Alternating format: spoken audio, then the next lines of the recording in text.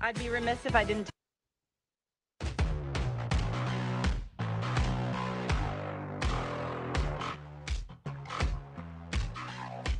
Welcome to Hurrdat Sports Live.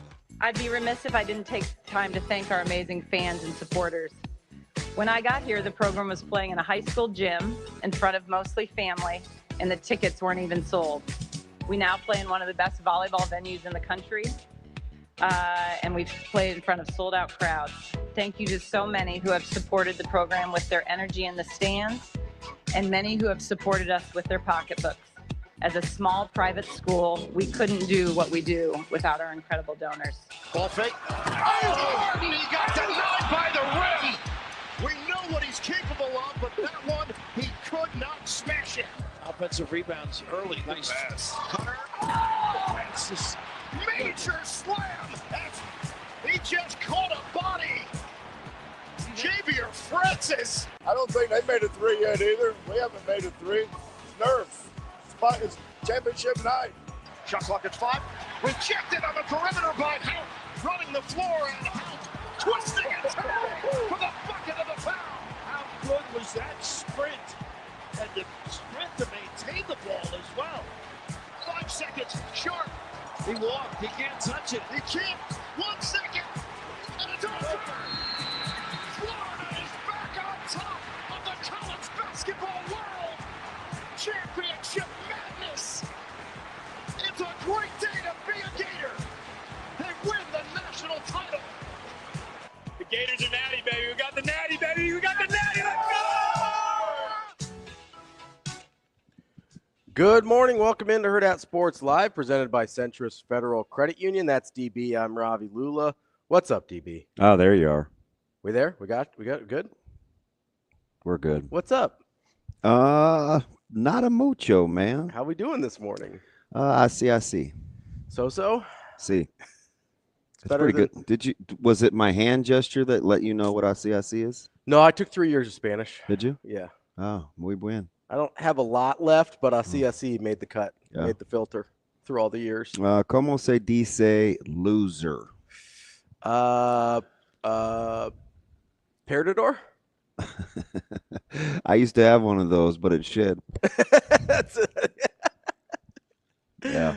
That might be all I got this morning for humor, so let's ride. Yeah, I believe Perdedor is loser. I only know that because of a Beck song. I don't think that's it. I think somebody affectionately referred to you and it stuck because you were all in your feels. That's what I think.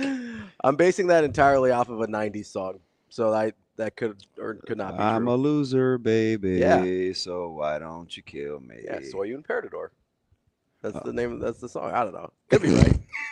Could be right. I was just happy I got the Como se dice part right. You know. Yeah. What is como se dice? How do you say? Very good. Listen, 3 years, baby. Mrs. Hoffman would be proud. Who? I can't even remember mine, and which is a travesty. Oh, it was a nice young lady. Yeah. Her name was Mrs. Nichols. I think it was Debbie Nichols. Yeah. She's very slight. Like Hardy. Oh, that's Hardy Nickerson. I was a big Hardy Nickerson guy. Yeah. Illinois? No, that would be yeah. Is Are he you an thinking Illinois guy? Are you thinking Kevin Hardy? No, Hardy Nickerson is an Illinois guy. His son coached there too. Very good pull. It's a good pull. That's on Evan. That's a an good Evan pull right there. Yeah. Both he and his son, alum. They ran his son out after like a year and a half of coaching too. Did they? Hardy Nickerson Jr. Yeah. Oh, that's not great. Oh, Don't love that. no. Oh no, he's a Cal Golden Bear. I'm probably. Is he Cal? I'm thinking of Kevin Hardy. Well, Kevin, who invited me to the Scarborough, which I declined. Come on now. You know when you're out of your league? Yeah, the guys that were rolling there that night after the Buckus Award. He did coach for Illinois, though. You're right. I was not getting involved. No. Nope. Kept on pushing. Nope. I don't even particularly do after the streetlights come on. That's out true. of the area code. I mean, it takes a special something. It sure does. How are you feeling about national championship last night? Torn. I don't. I mean, you can't feel that bad, right? It was the two teams that you had picked along the way. And the game almost went exactly how I thought it was going to go. It really did. Exactly how I thought it was going to go. I was very, very close, like I told you, to not being right, but exactly right. Yeah.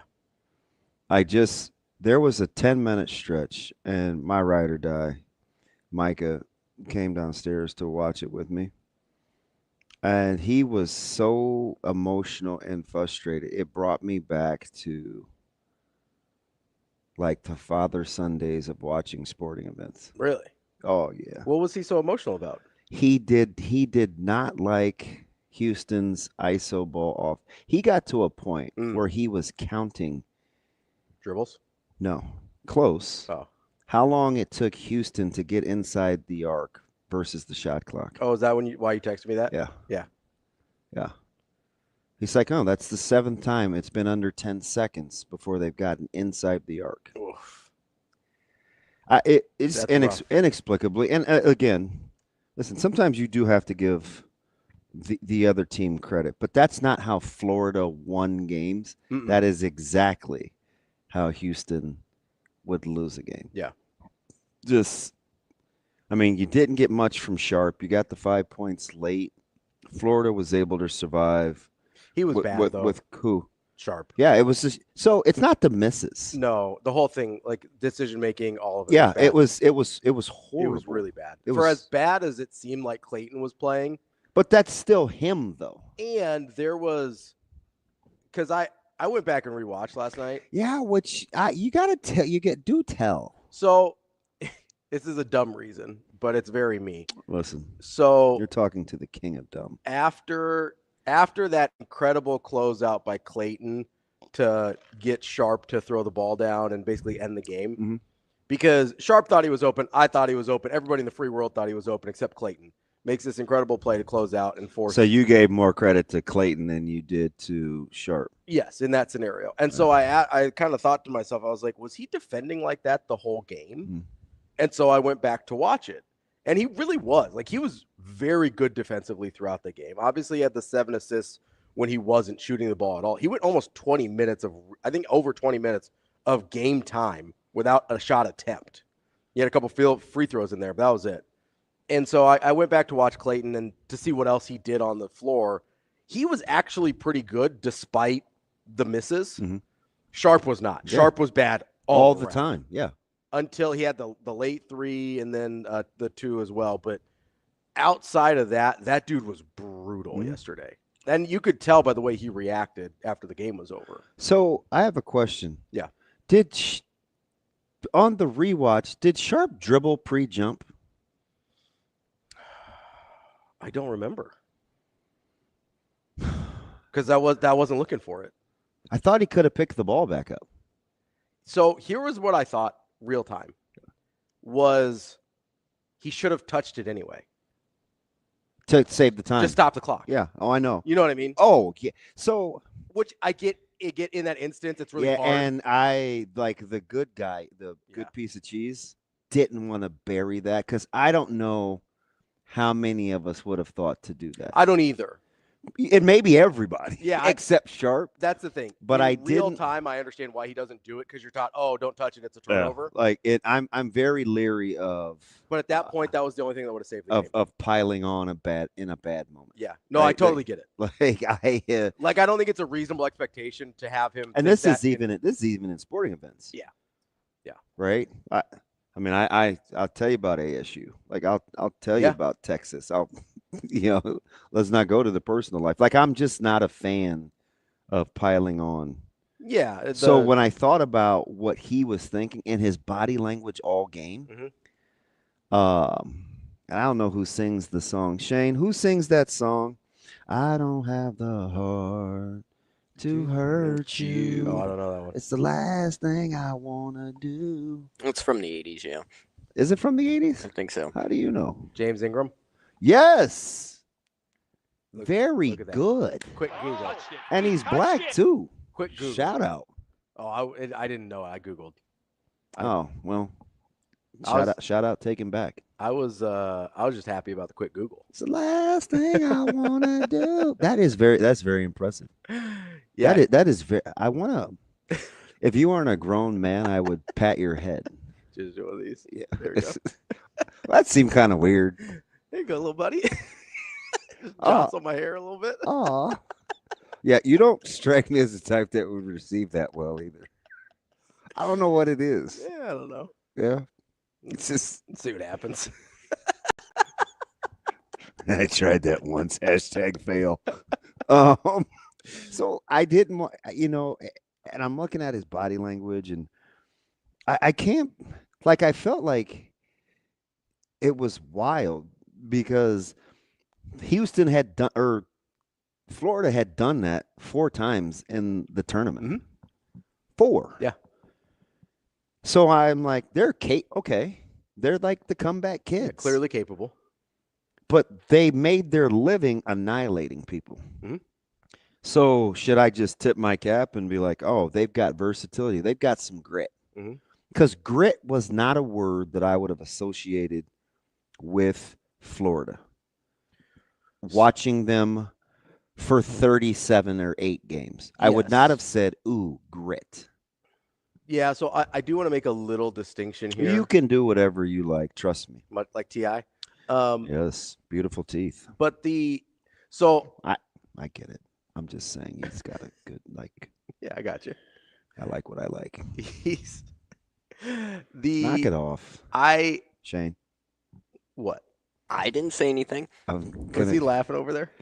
Yeah, but I'll get to why he's giddy. Okay. In a second. I'm gonna let you be you. So the only reason I would make a little distinction there is I think they are mentally tough. I don't think they're physically grimy. Yeah. Right. So like I thought you were dead on yesterday when we were talking about, hey, if this game comes down to who gets on the floor the most, offensive rebounds, that type of thing, Houston wins that game every time. But I do have to give Florida credit for like mentally being able to go through some things and have their best player not shoot the ball well or not shoot it at all for 20 minutes.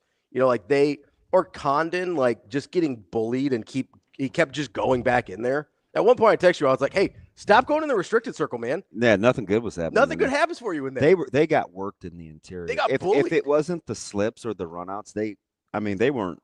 Yeah, transition and slips were the only thing that worked. I didn't think that they would be able to overcome that. And listen, it was a 2-point game. So yes.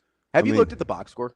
Look, how many times would you guess that I would have looked at the box score and then pitted against the game? So that's what I was doing. That's what I was going to ask you. I capped that thing perfectly. Because if you watch that game, and what I saw with my eyes and what the box score tells me were 2 different things. Because I look back and I'm like, oh man, Florida got killed on the boards. They didn't. They won the overall. Do you know when though? So from about the 12-minute mark in the second half to about the 3-minute mark in the second half, Florida made a decision to stop getting punked. Mm-hmm. They did. Yeah. And I don't know if it was because Houston didn't exert the same amount of energy or Florida just was like, okay, we got to match it. We got to match their level of intensity. Yeah. So that's what happened because watch, there were so many, you'll almost never see this. Mm-hmm. And this is the non-basketball guy who enjoys knowing a lot about basketball saying there were so many bad misses. Mm-hmm. The most that I had ever seen in a championship caliber game. Yeah. I mean bad misses like bricks, hard like caroms that missed the air balls. Yeah. I mean, there were some atrocious misses. Yeah. It was going to boil down to want to. Mm-hmm. Because you just have to figure out where balls are going. Guys were getting credited with rebounds of balls that had hit the ground. Yeah. Yeah. That's how that happened. Yeah. So don't let the stats fool you. Yeah. But you do have to give credit to Gatorbait for deciding, all right, this is how it's going down. We will adjust. Yeah, we can play that game too. Yeah, and I thought this is probably the first time. It wasn't an officiating game because I thought Houston missed too many easy shots for me. A lot of easy shots. They weren't like they shot the ball really poorly. Not even really contested either. Just kind of just bad. Just bad. Yeah, they just didn't make shots. Bad. So I don't want to make it about officiating, but I am pretty disappointed in the stark contrast of officiating. I didn't feel like the players could adjust. Yeah, so there was a really weird stretch, and that's one of the things that so sometimes when you know the result, it's easier to pick things up when you're watching it, right? So that's why I found the rewatch pretty helpful there. And I usually don't do it same night because especially on stuff like that, it just gets too late. But the there was a stretch in the start of the second half where Florida was in the bonus, and I think Houston had one foul called already. There's like 14 or 15 minutes left in the second half. Yeah. And then Houston got to the double bonus before Florida had another foul called on them. So, and some of those were cheapies. You know, there were some interior offensive like holds and things like that, or off-ball fouls that normally don't get called. And listen, I am all for freedom of movement. Like you've heard me talk about that a million times, but I really thought that there was no, especially during that stretch, no consistency. That 100% felt like to me that the fouls that they were calling on Florida were real. They were real fouls, but they kind of got ahead of themselves and noticed the discrepancy and said, ooh, we have to even this out. Like that seemed like a conscious decision. And listen, I know guys say they don't do it. Sit with me during a basketball game. I can predict when it happens almost every time. Oh, I think like, if you're outside of the scope of being in it, yeah, I think most can. I mean, I'll do this. I think most can. And listen, a lot of these guys are my guys, but it's no different than anything else. They can still think highly of me and listen to a segment or two or 32 and be like, man, that dude sucks. Right? It's like how I can think highly of Creighton, but think they suck during part of the year. Yeah. Yeah. So, I mean, it is what it is. I mean, anybody that's ever sat with me during a Creighton game, whenever there's a disparity, either way, I'm like, Creighton's about to pick up two cheap ones or whatever. I've got a guy that I would take pretty good care of, right? If he needed something, and he has, and I would look out for him. Yeah. And I've told him after games, hey man, that's pretty bad, and you know it. I'm serious. Okay, that's rough. I'm like, how in the world do you call PI there? Yeah. What are we talking about? Yeah. Same as he'll come back and say, well, he'll come back and say a lot. And I'll be like, wow, we're on conjugating verbs now. Or what was the gist of what I wanted to say, right? Like, and I'll just have to go back and tell him. Like the last time he did it to me, which wasn't too long ago, I'm like, man, that's no different than you keeping your flag in the pocket when you clearly see a holding and you shake your head at me like, no. Like, I know that went down. Right? But it's cool. I'm not mad. We're still boys. So I can say that and know that I just didn't – I felt like adjusting to how it was going was too quick. And they just didn't seem to get it. No, I thought – and it kind of went back to normal after that, but that stretch really did matter, and it mattered in the free throw discrepancy which helped Florida out in terms of coming back there. But it was just a really strangely officiated game because in the first half it seemed like they let everything go. And then for a lot of the second half, it felt like they let most things go. But then you have this weird stretch from about 15 to 9 or 10 minutes where they were incredibly tight. Well, I would say from the beginning of the second half through about 9-10 minutes in the second half where they were incredibly tight on Florida and then incredibly tight on Houston in different stretches. And it just didn't make a lot of sense. Like there wasn't a lot of consistency there, which I found bothersome. No, and I understand. I for as exciting and as back and forth as that game was, it certainly wasn't well played. It wasn't pretty basketball by any stretch. The shooting was poor, but you know one thing I do like? What's that? I like clutch. Yeah. You know, and for as bad as Clayton Jr. was. 3 big buckets. Right. And I thought until he had the bad miss on the 3 from the wing in front of their bench, I was like, wow, he's going to do it again. Yeah. But then I was like, this is just a bad night. He just did a lot of other things well. He got help from – I knew it was going to have to be somebody else. Yeah. I did not have Will Richard on my bingo card. Dude, he saved their ass in the first half. I did not have Will Richard on my bingo card. Like, if it's not for him, they're down by – I thought it maybe would be Hauk. Which he played well, too. His numbers aren't crazy, but he played well. No, and you know what? I'm telling you, like, quietly, He straight went Abe's trash removal service. He did a lot of He was did grinding. a lot of He little did. dirty stuff. He did. And I was like, all right, pretty boy swag, I see you. Yeah. You know, but He was really important for them. I was probably the most proud. Mm-hmm. This is a dumb term, but it's all I can think of because it's what I feel of a guy that's almost 70 years old. That Kelvin Sampson. But like, I think it's important that we learn to say what's Houston's coach's name? Kelvin. What's Creighton's former volleyball coach's name? Kirsten Bernthal Booth. Kirsten. Yeah. Want to say that slow? Say it again. Kirsten Bernthal Booth. Who's the head coach of Houston? Kelvin. Like 0 degrees. Kelvin. Right, Kelvin. Not Calvin and Hobbes. I was very impressed with his demeanor, because the like world post game or in general. In general, yeah. It was crumbling around him, and his team is built on frenetic toughness, chaos.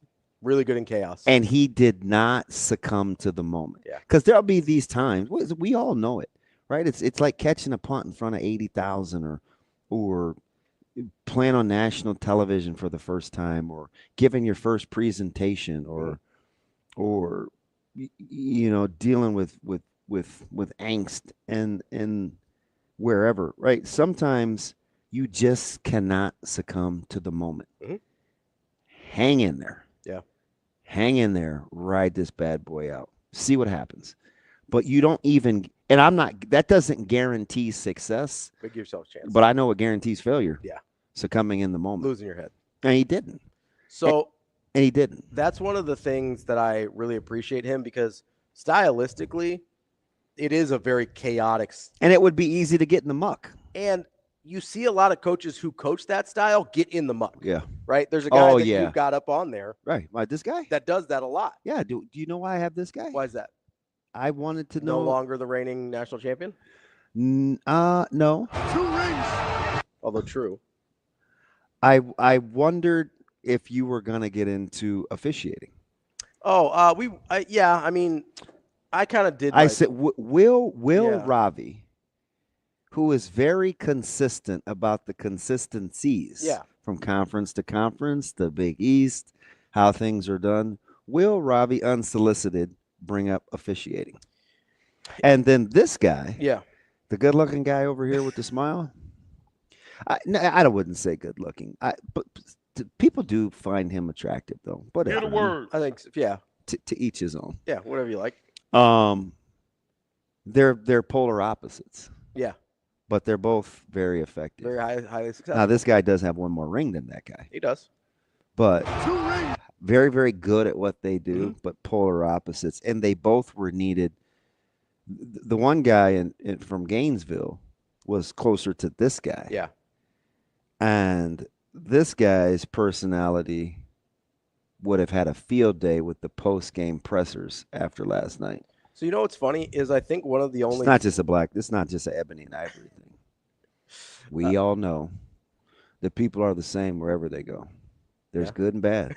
Mm-hmm. They know what that is about. And everyone. It's about pressing. You learn to live. You learn to give each other Pressing what you need to survive. Together alive. There's an Eddie Murphy skit, Saturday Night Live, in that one. But I will say that there is a big differentiation between a guy like Hurley and Kelvin Sampson, because what's his name again? Kelvin. Thank you. Like 0 degrees. I thought you were going to go. Hey, do you know why I keep wanting to say Calvin? Why? Did you read the cartoon Calvin and Hobbes? Yeah. Yeah. Who was your favorite? Which one was the tiger? Was that Hobbes? Come on, man. There's only one. Yes. Yeah, it's been a minute. I liked Hobbes. I liked the imaginary tiger. Big Hobbes guy? Yeah.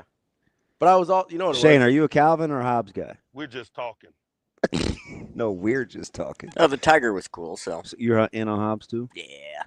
I love Hobbes. Yeah, Hobbes is my man. Like Hobbes and Shaw from Fast and Furious. Yep. So which one was he? Hobbes is The Rock. Is he the good guy?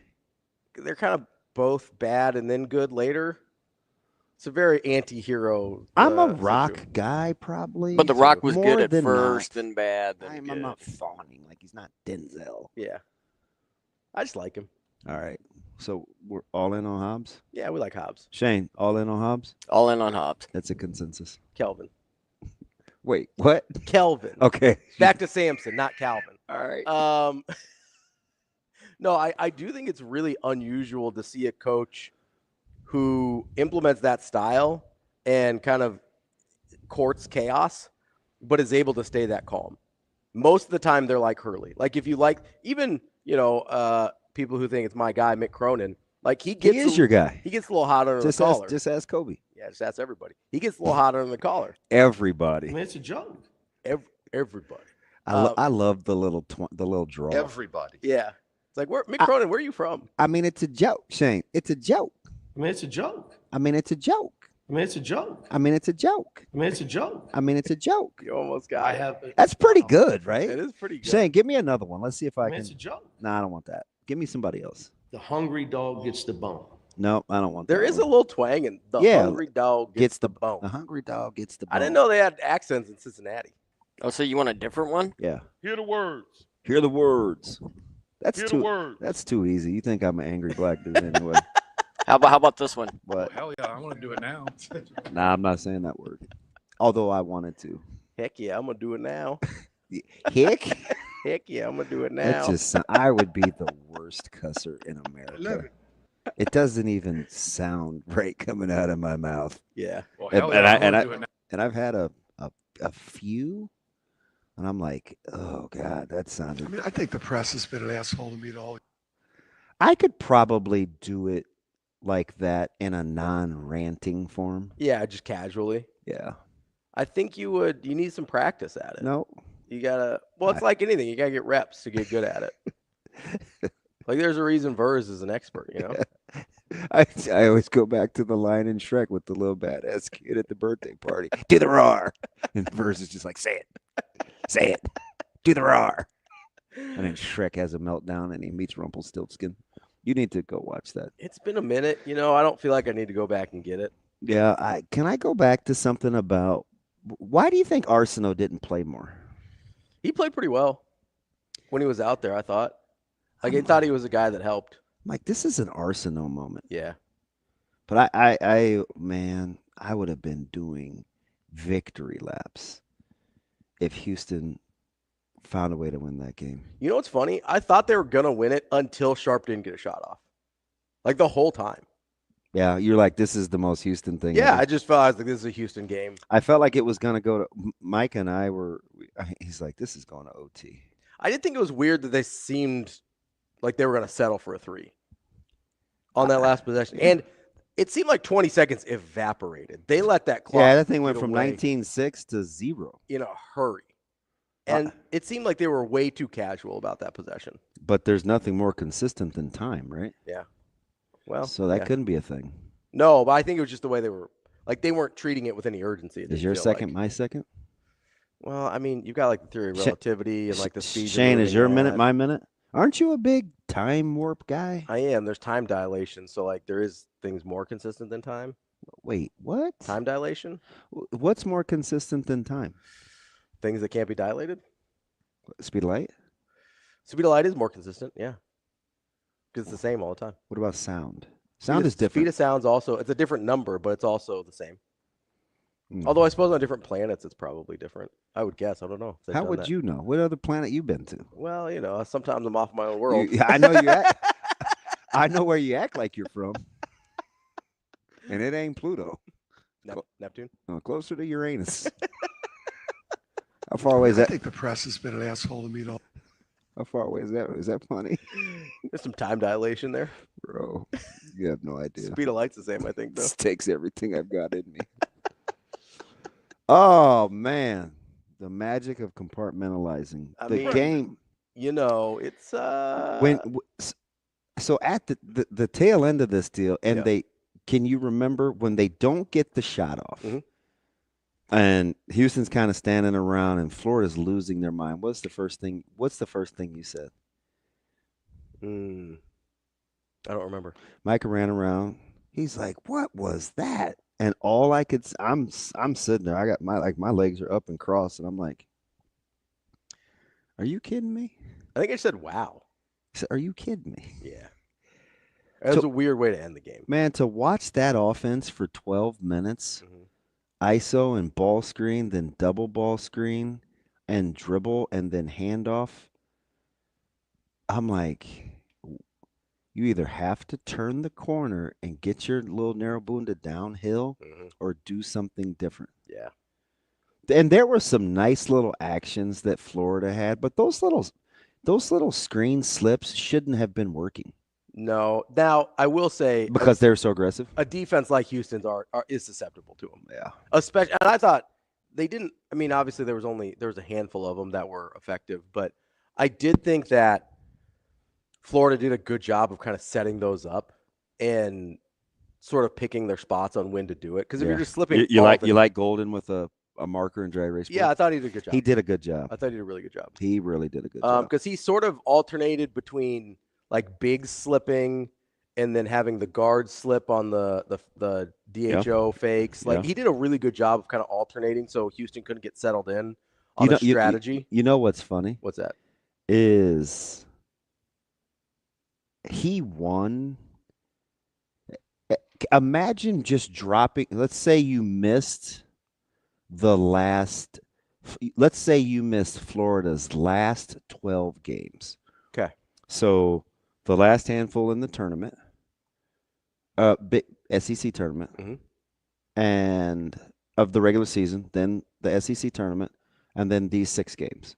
So you missed Florida's last 12 games. So basically from Texas A&M, basically since the loss to Georgia on. Yeah.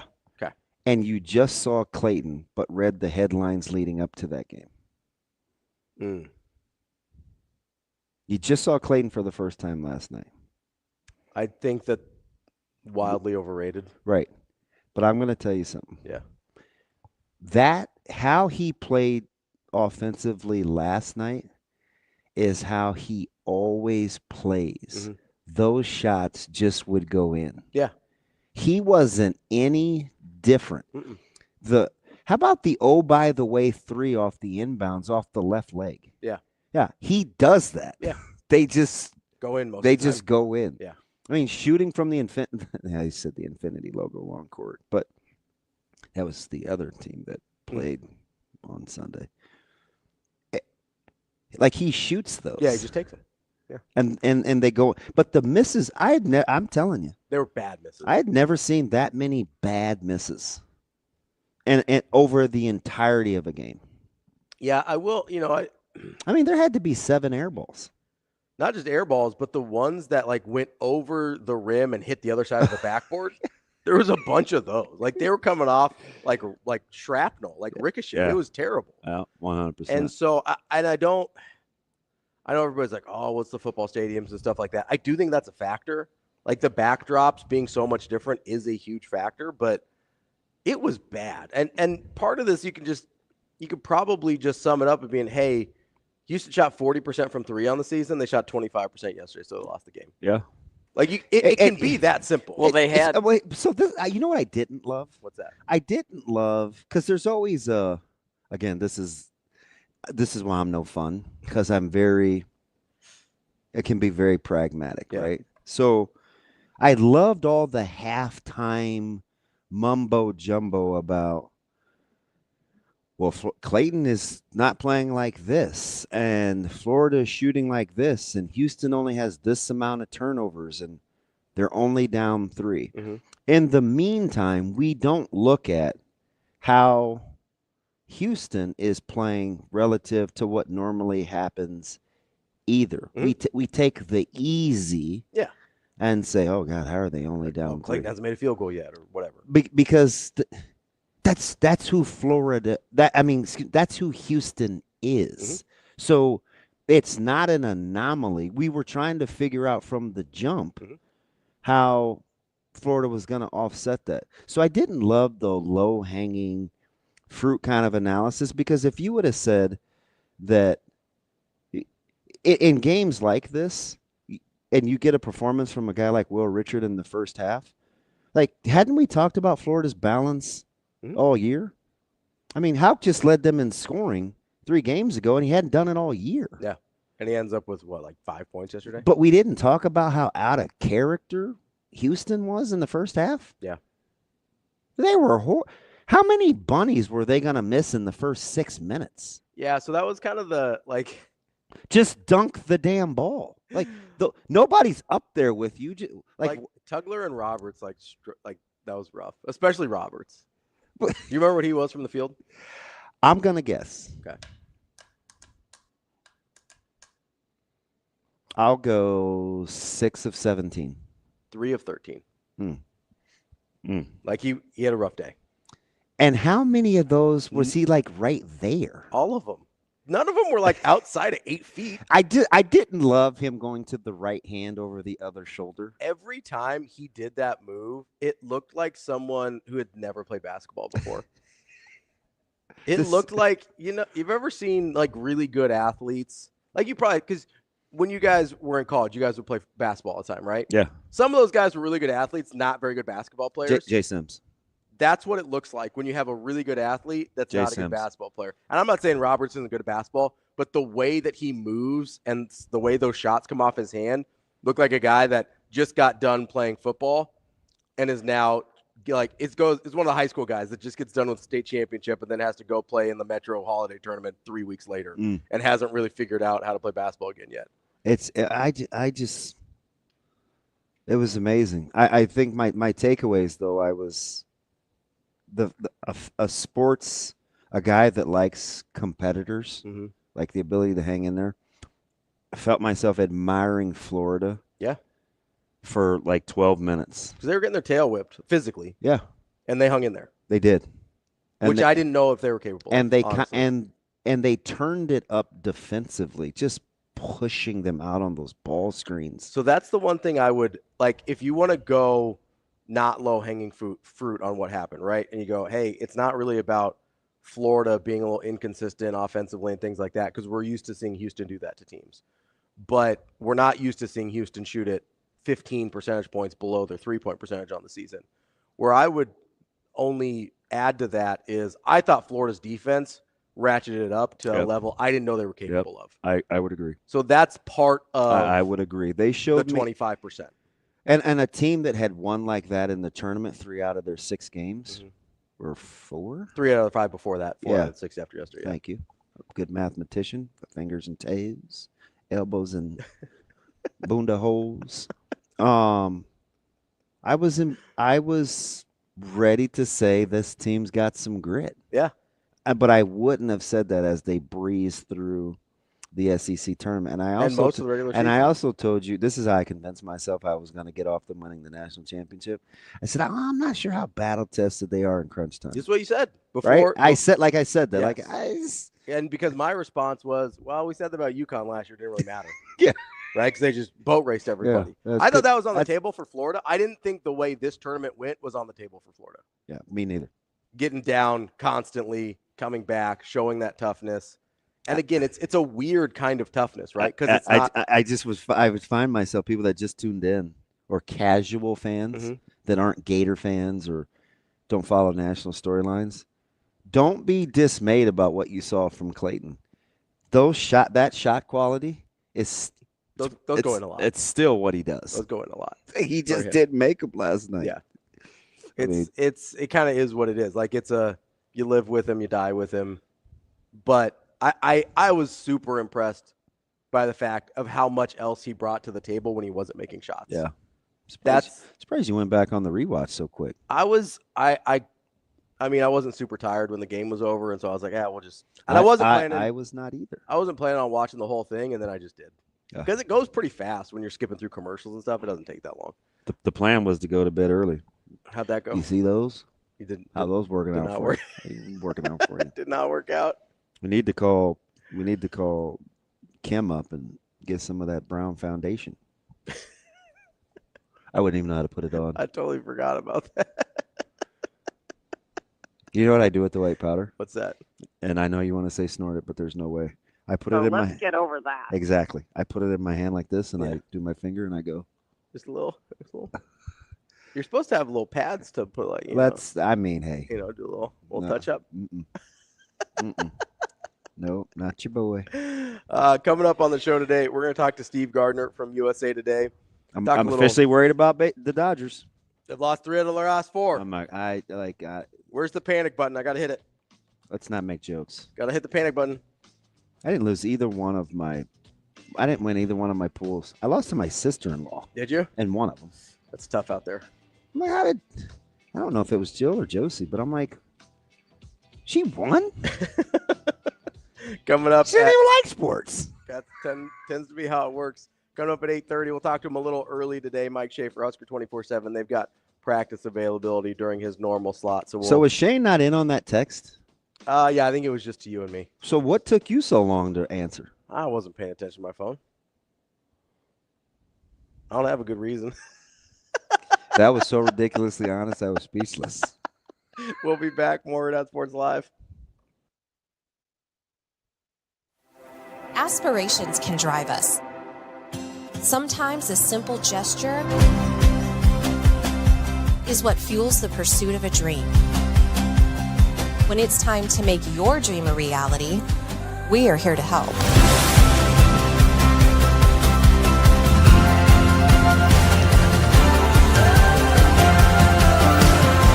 Centris Federal Credit Union.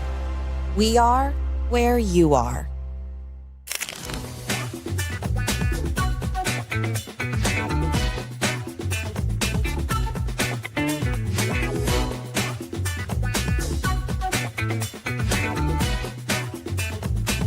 For Hurrdat Sports and for Borsheim's, it is our big game chain player of the game, Kendall Doberstein, here hanging out as Gardner East wins a thriller 1-0 and a battle of 2 top teams, Class A versus Class B, and Class B gets the win. Let's talk about that second half goal. The only goal scored today, you had the assist to Sonora. Walk me through what you guys had to change at halftime to open that up. I think we just had to calm down as a group. We knew that we were going to be coming in playing a tough opponent. Class A girls, we have there's like 4 of the girls on that team and 6 of us that are on club together, so we know how we play. So we just had to build around that and work together as a team to make sure that we can pass around and get what we need to get done. And then how about that connection with Sonora? That was a beautiful pass you put right in the middle, a header by Defini. How do you guys make that connection through all the hard work you put in through the offseason? Sonora's always there. We're best friends. We've been together for the past 4 years playing club and high school together. We have that connection. We know where each other want the ball mostly 100% of the time, so we just have to trust each other to be able to get the ball to her head. So this #1 team in Gardner East stays undefeated. How do you use a win like this to continue on your run this season? Hard team, Lincoln Southwest, great team, great girls, but I think we just have to use the motivation to get to the state championship and make it to state once again. How do you not overlook some opponents moving forward, especially some people call this the game of the year? How do you kind of keep that focus then? We just have to stay calm, work hard. Again, great team, great girls. Just have to use it for the next games. Well, congratulations on your win, and Borsheim's has your own big game chain. You get to keep this one. Congratulations on a big day. Thank you.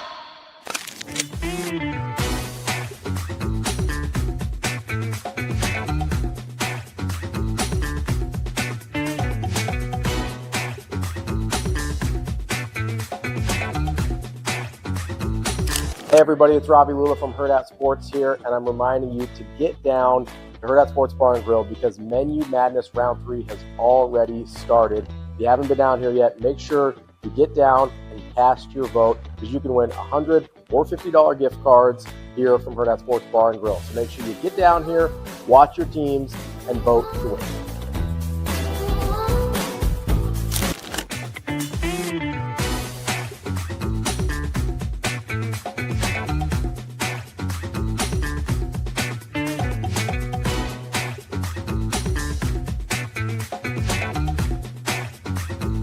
joined now by the new head coach of Creighton Volleyball, Brian Rosen. Congratulations Thank you so much. on the position. Just what went into this decision for you? And I know you had other offers on the table as well. Yeah, I just continue to go back to, like, there is no place like Creighton as far as a university, as far as a volleyball program, a volleyball fan base. My family really wanted to be here, and so every time we had an opportunity to look or consider another place, we continued to go back to, you know, why would we want to leave, and continue to talk to Coach Booth and to talk to Marcus, you know, like, if there was ever an opportunity, where would I fit? And Marcus continued to tell me over and over again, like I'd hire you in a heartbeat. And so, like, to have that support, and Coach Booth always supported me from day one, telling me, like, you're special, like, you're going to be great, like, one day, like, you're going to take over a program. And I didn't think it was ever going to be this one. You know, when I took this job, I thought she had 20 more years in her. And so, like, this is surreal for sure, but this is a dream job for me.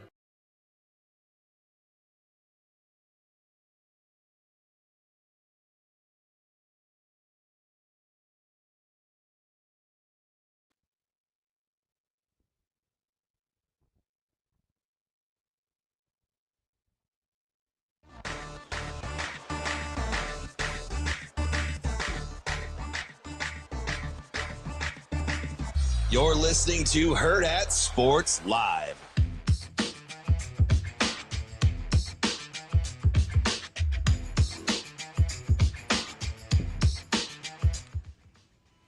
We're back here on Hurrdat Sports Live. That's DBM, Ravi, Lulla. My commute this morning was not really any better. It's just going to take me longer to get to work now until they figure out the interstate. Oh, so, I mean, relatively on time, though. No, yeah, I was. What'd you do? Well, same thing I did yesterday. I just had to leave earlier. But you don't love that way. I don't. It's not good. So I did a little different. So I went through 132nd, did the old Miller thing again, but instead of going all the way through Giles, I went left on Harrison and came up that way, which I like a little better. Did you come out by Summer Kitchen? No, I came out over I drove past where I would have gotten off the interstate normally. So I went down instead of going looping around Giles and coming around the way I did yesterday. Yeah. I went Harrison over here. And I like that a little better. I don't like the loop around because you like go over the train tracks and it's, I don't know, I'm just not as familiar with that area. What's the time frame on the interstate? What do you mean? Like how long? I didn't take the interstate today. No, but I mean like how long? I have no idea. I'll have to ask my mom. She'll probably know. Like, are you asking him how long it normally takes him to get? No. I'm asking how long they're going to be. How long the construction's got to be going? Yeah. Oh, she just has that readily available. Well, she watches local news and stuff more than I do, so they might have told on there. They're like, hey, we expect this project to be done in however long. How does she feel about energy drinks and stuff being taken off the SNAP? Registry, according to Governor Pillen. I don't know. I haven't. We haven't been on that registry. It's like like leading news. I'm like, it must be a slow news cycle. I do think so if you're on SNAP benefits, a lot of times you've got a job that requires you to do long hours and stuff. Like to those people, it might be pretty important. Bro, fat is cheap. What's that? Fat is cheap. Energy drinks aren't. Sugar is cheap. Energy drinks aren't. Most of these energy drinks don't have any sugar. I mean, I don't really have a strong opinion other than you were surprised it was leading the news. Yeah, last night and this morning. Yeah, I could understand a world in which that would be important to people that it applies to. A lot of service industry people and stuff like that. They kind of live on energy drinks. Yeah, I'm not saying it's great for them, but well, it's for kids. They want to take it off the available for purchase for young people because apparently we're a pretty obese country. Would you still be able to do it if you're like an adult receiving benefits or no? Because I'm going to go ahead and tell you I didn't pay that close attention. I just you weren't locked in. No, and I was hoping it wasn't live because the news is on my library. So I tried to fast forward and nope, it was live again. Felt like it was last night. That's all. That's all. Sorry, that has nothing to do with anything. Steven, by the way, the reason I was talking about my commute is even though it wasn't great, I still have my seatbelt fastened because it prevents injuries and saves lives. That's much from the NDOT. Highway Safety Office. We're both NDOT guys because they sponsor the Husker game broadcast, right? For the network. Yeah. Yeah, we love the NDOT. I do. They're all over the place. Yeah. They sponsor Supernovas. They sponsor us. They sponsor Nebraska. Supernovas. Big NDOT guys. Big volleyball guy? Yeah, volleyball's great. Did the presser tug at your heartstrings a little? When she was talking about, there were a couple times where she was talking about her kids that I was, and obviously I don't have kids, thankfully, but jeez, I'm grateful I don't have kids, man. It's hard, and I don't want to do it. But having been a child, I'm forever yours, thankfully. Gotta get that, gotta get that instrumental in there. No, there were some times when she was talking about her kids looking up in the stands and not seeing their mom there that I was like, yeah, that's tough.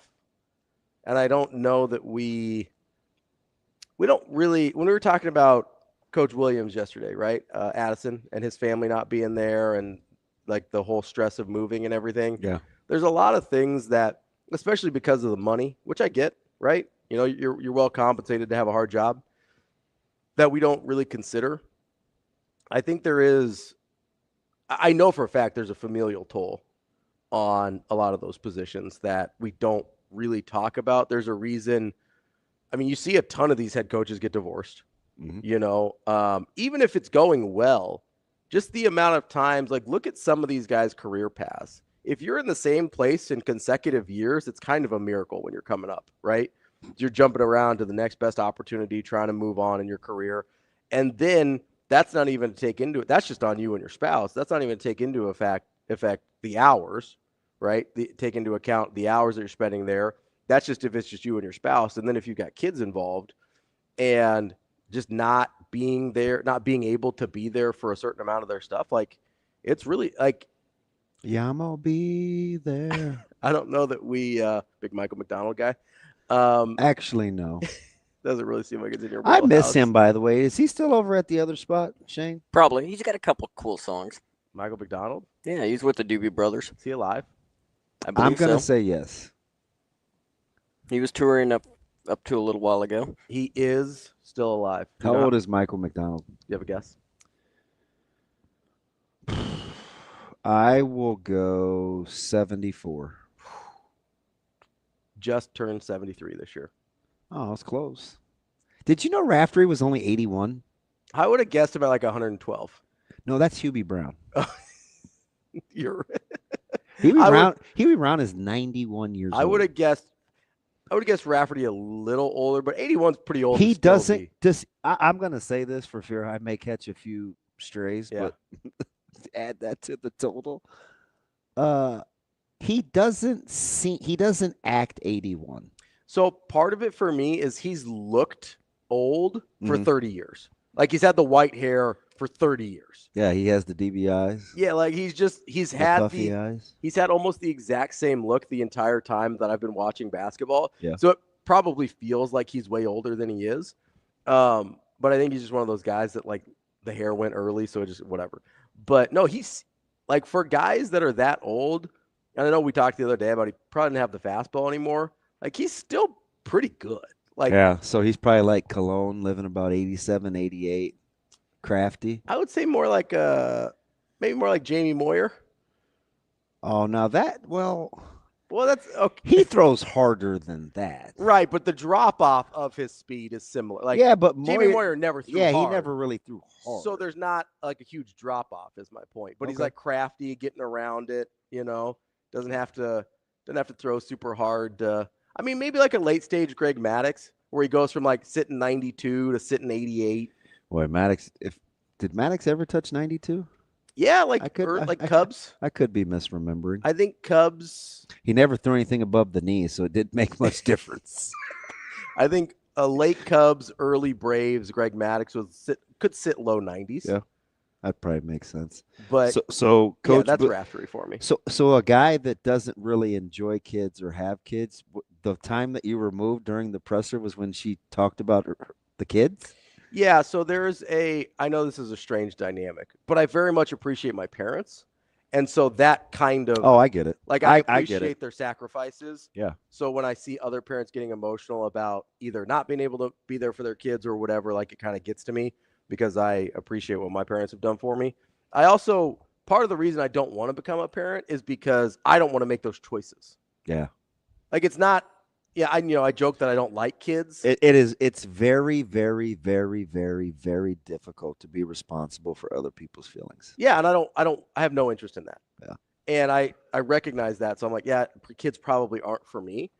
But I do appreciate people who are really good at it. Like my sister down in Texas this is a weird story. But like, so I was in a missions trip one time, and we went to these people's house, and we were like providing them with some beds and stuff from a mission. And there was this kid out there, and there was not an adult anywhere to be found. And there's needles on the ground, and there's just like drug paraphernalia everywhere. And I'm like, I don't know where this kid was, just running around in a diaper, no shoes, nothing. And it just like really struck me. And I texted this was probably 15 years ago. I just texted my sister, like almost crying in the moment. I was like, thank you for being such a good parent to my nieces and nephews. Because like, it just hit me. Like, we sometimes think it's a given, and it's just not. Right. So when you have a parent that I wish a lot more people thought like you. It's very hard. It is really hard. Yeah. And I recognize like I'm probably not cut out to be a good parent. Sometimes I think even spouses can take that for granted. Sure. Yeah. You know what I mean? And so that's why that stuff does get to me. Like stuff with just the fact that she cares enough. Because how many coaches have you talked to or heard talk, and like that's not something that comes up. Maybe they feel it. Yeah, T.O. was the first one that probably let me into that. Yeah. And it kind of happened by accident. About like how many things he had given up with his kids for the team. Yep. Yeah. It doesn't get talked about a lot. And that doesn't mean they don't feel it. But to hear her be open like about going into coaching full time, because what really happens is you can easily find yourself investing in other people's kids significantly more than your own. Mm-hmm. That's hard.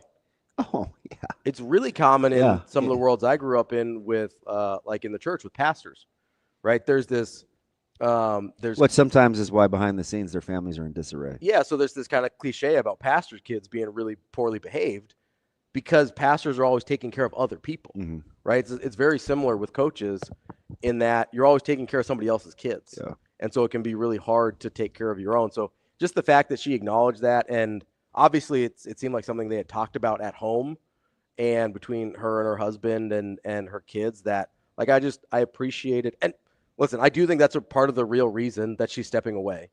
Whatever other factors, we talked about some of them yesterday, whatever other factors there are, I do think that's a real reason as to why she's choosing now to be like, because I think the oldest one is just about to start college. The other two are younger. I think she probably sees this as an opportunity to go back and get some of those things that she missed or have an opportunity moving forward. I thought it was once the piece of paper came out, I was like, oh, shoot. We're trying not to be emotional, but let's ride this thing out. Yeah. She still was kind of funny, too. She was, but she was pretty emotional off the bat. Oh, yeah. It took her a minute. Oh, yeah. That's yeah. I'm sure we'll talk more about Coach Booth, Coach Rosen, Creighton, all that good stuff at some point. But right now, it's time to talk a little Major League Baseball. Are you hitting the panic button? Red Sox lost yesterday. Should I hit the panic button again? 9-3, 3 out of the last 4. I'm just saying. Full-fledged panic. We're going to talk to Steve Gardner from USA Today. A little Major League Baseball coming up next.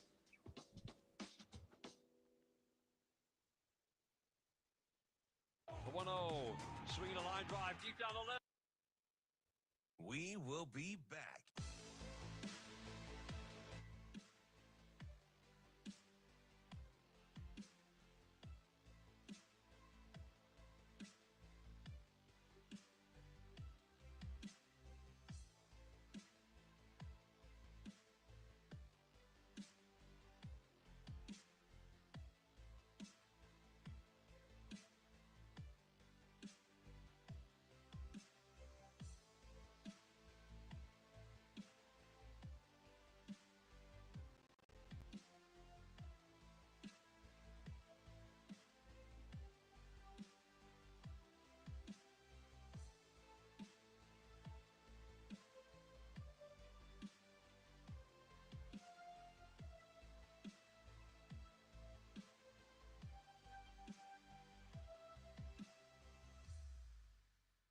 We will be back.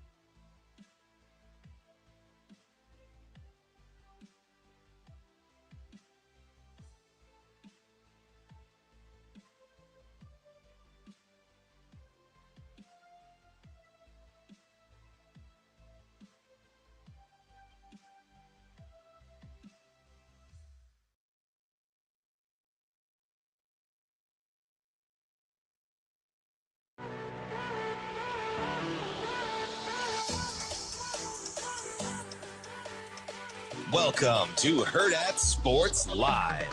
1-0. Swinging a line drive deep down the left field line. It's going to drop for a base hit, and that's going to deliver the win. Fly ball to deep left field. Back goes Lockridge. Back to the fence. That ball is gone. Carson Kelly with a 3-run homer. Cubs lead 7-0. Michael Conforto swings, hits a drive to right. This ball heading back to the wall, and this ball's gone. It's a home run for Conforto. Michael Conforto with his second Dodger home run. The Dodgers now lead it 3-1. Kicking off hour number 2 here on Hurrdat Sports Live, presented by Centris Federal Credit Union. That's DB. I'm Ravi Lulla. We are joined now by Steve Gardner from USA Today covering baseball. What's up, Steve? Hey, Ravi, how are you? Steve, good morning, man. I joke, but I mean, we might as well start here. I'm a diehard Dodgers fan, losing 3 out of 4. I've hit that little red button. It's not the easy button. It's the panic button. No, I'm kidding. But all jokes aside, I do think the NL West is going to be pretty sensational, irrespective of what the Dodgers are doing now. How good do you think the rest of that division will be over the long haul? I think it'll be great. And the fact that the Giants now have entered the mix, I did not see that coming. I kind of felt like the Diamondbacks would be very good this year and be a playoff team. The Padres could be competitive and should be competitive. But to have the Giants off to the start that they've gotten off to at 8-2, that makes that division even more of a meat grinder. So, yeah, I'm looking forward to seeing how that shakes all out. So, Steve, is there anybody in that division that you got 3 teams with 8 or 9 wins already. Out of San Diego, San Francisco, and then Los Angeles, are there any of those 3 teams you don't necessarily buy? Like, is the hot start from San Francisco real? Yeah, I think the jury's got to be still out on that. Buster Posey comes in and does some things maybe that some people, analysts that look at things in a very analytical and sabermetric way don't really get, but yet somehow or another, he always seems to win as a player. Now as an executive, it looks like some of that magic is following him along. So you look up and down that Giants lineup, and I don't know that it strikes fear into your heart. The starting rotation is good with Logan Webb at the top, but I don't know if the rest of those pitchers, or the bullpen for that matter, really makes you say, watch out for these guys. They're just getting it done. They're winning the close games, and so far this season have been one of the most pleasant surprises in baseball. I get the quiet little pickup of, guys like Jake Berger and things like that for the Rangers. But when you look at them playing for the long haul, can you talk about them separate from the division, or are you going to talk about them because of their division? No, I think the Rangers have some good things going. I mean, Corey Seager could be an MVP candidate, one of the leading MVP candidates if he can just stay healthy. You look at what he did when the Rangers, went to the World Series and won the World Series, and Corey Seager was the MVP. I mean, when he's on the field, he's fantastic. So you can build around him. I mean, he's only 30 years old right now. And then you've got the younger guys. Wyatt Langford is a potential superstar there in Texas. So I think they've got a nice base of young players and veteran players and a decent enough rotation. I think really when you talk about the Rangers' success, certainly this year, it really relies on whether Jacob deGrom stays healthy or not. And if he can give them, 120 to 150 innings of typical Jacob deGrom pitching, that's going to take them an awful long way, and certainly he could carry them in the playoffs. So, Steve, obviously we've talked about some of the acquisitions, whether the Rangers or, obviously the Dodgers had a big offseason as well. But 10, 12 games into the season, do you look at any of the teams and the moves they made in the offseason and say, oh, they clearly did the best in terms of filling their needs? Well, I mean, it's easy to say that the Mets did that when you get a difference maker like Juan Soto. I think, some of the other teams that were kind of on the bubble that had, the possibility of taking another step forward. I look at a team like the Twins that was, very close to being a playoff team in a weak division that didn't really do anything. The Orioles also a very, very strong team that really didn't do a whole lot, especially on the pitching side where they need help in the starting rotation.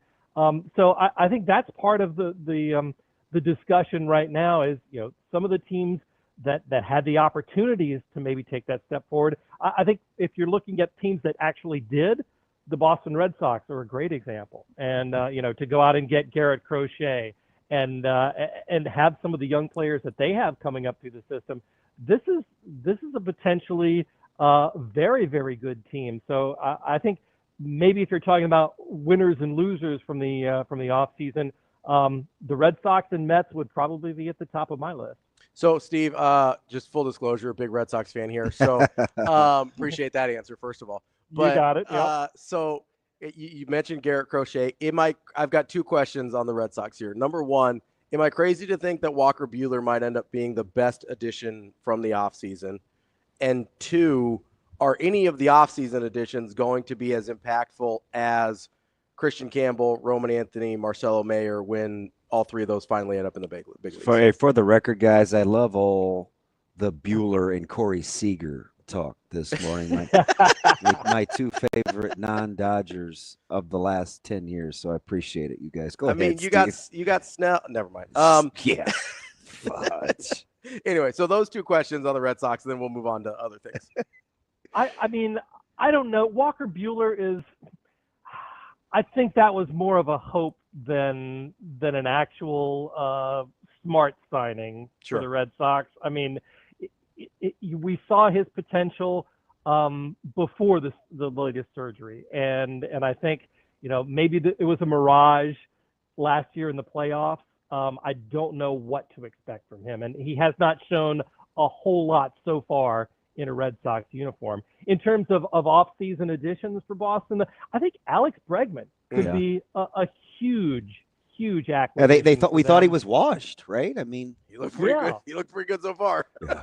And I mean, you could see once they signed him, it was like, a light bulb went on for a lot of people. Like, oh wow, he isn't only just good in Houston; he could be really good in Fenway too with his swing.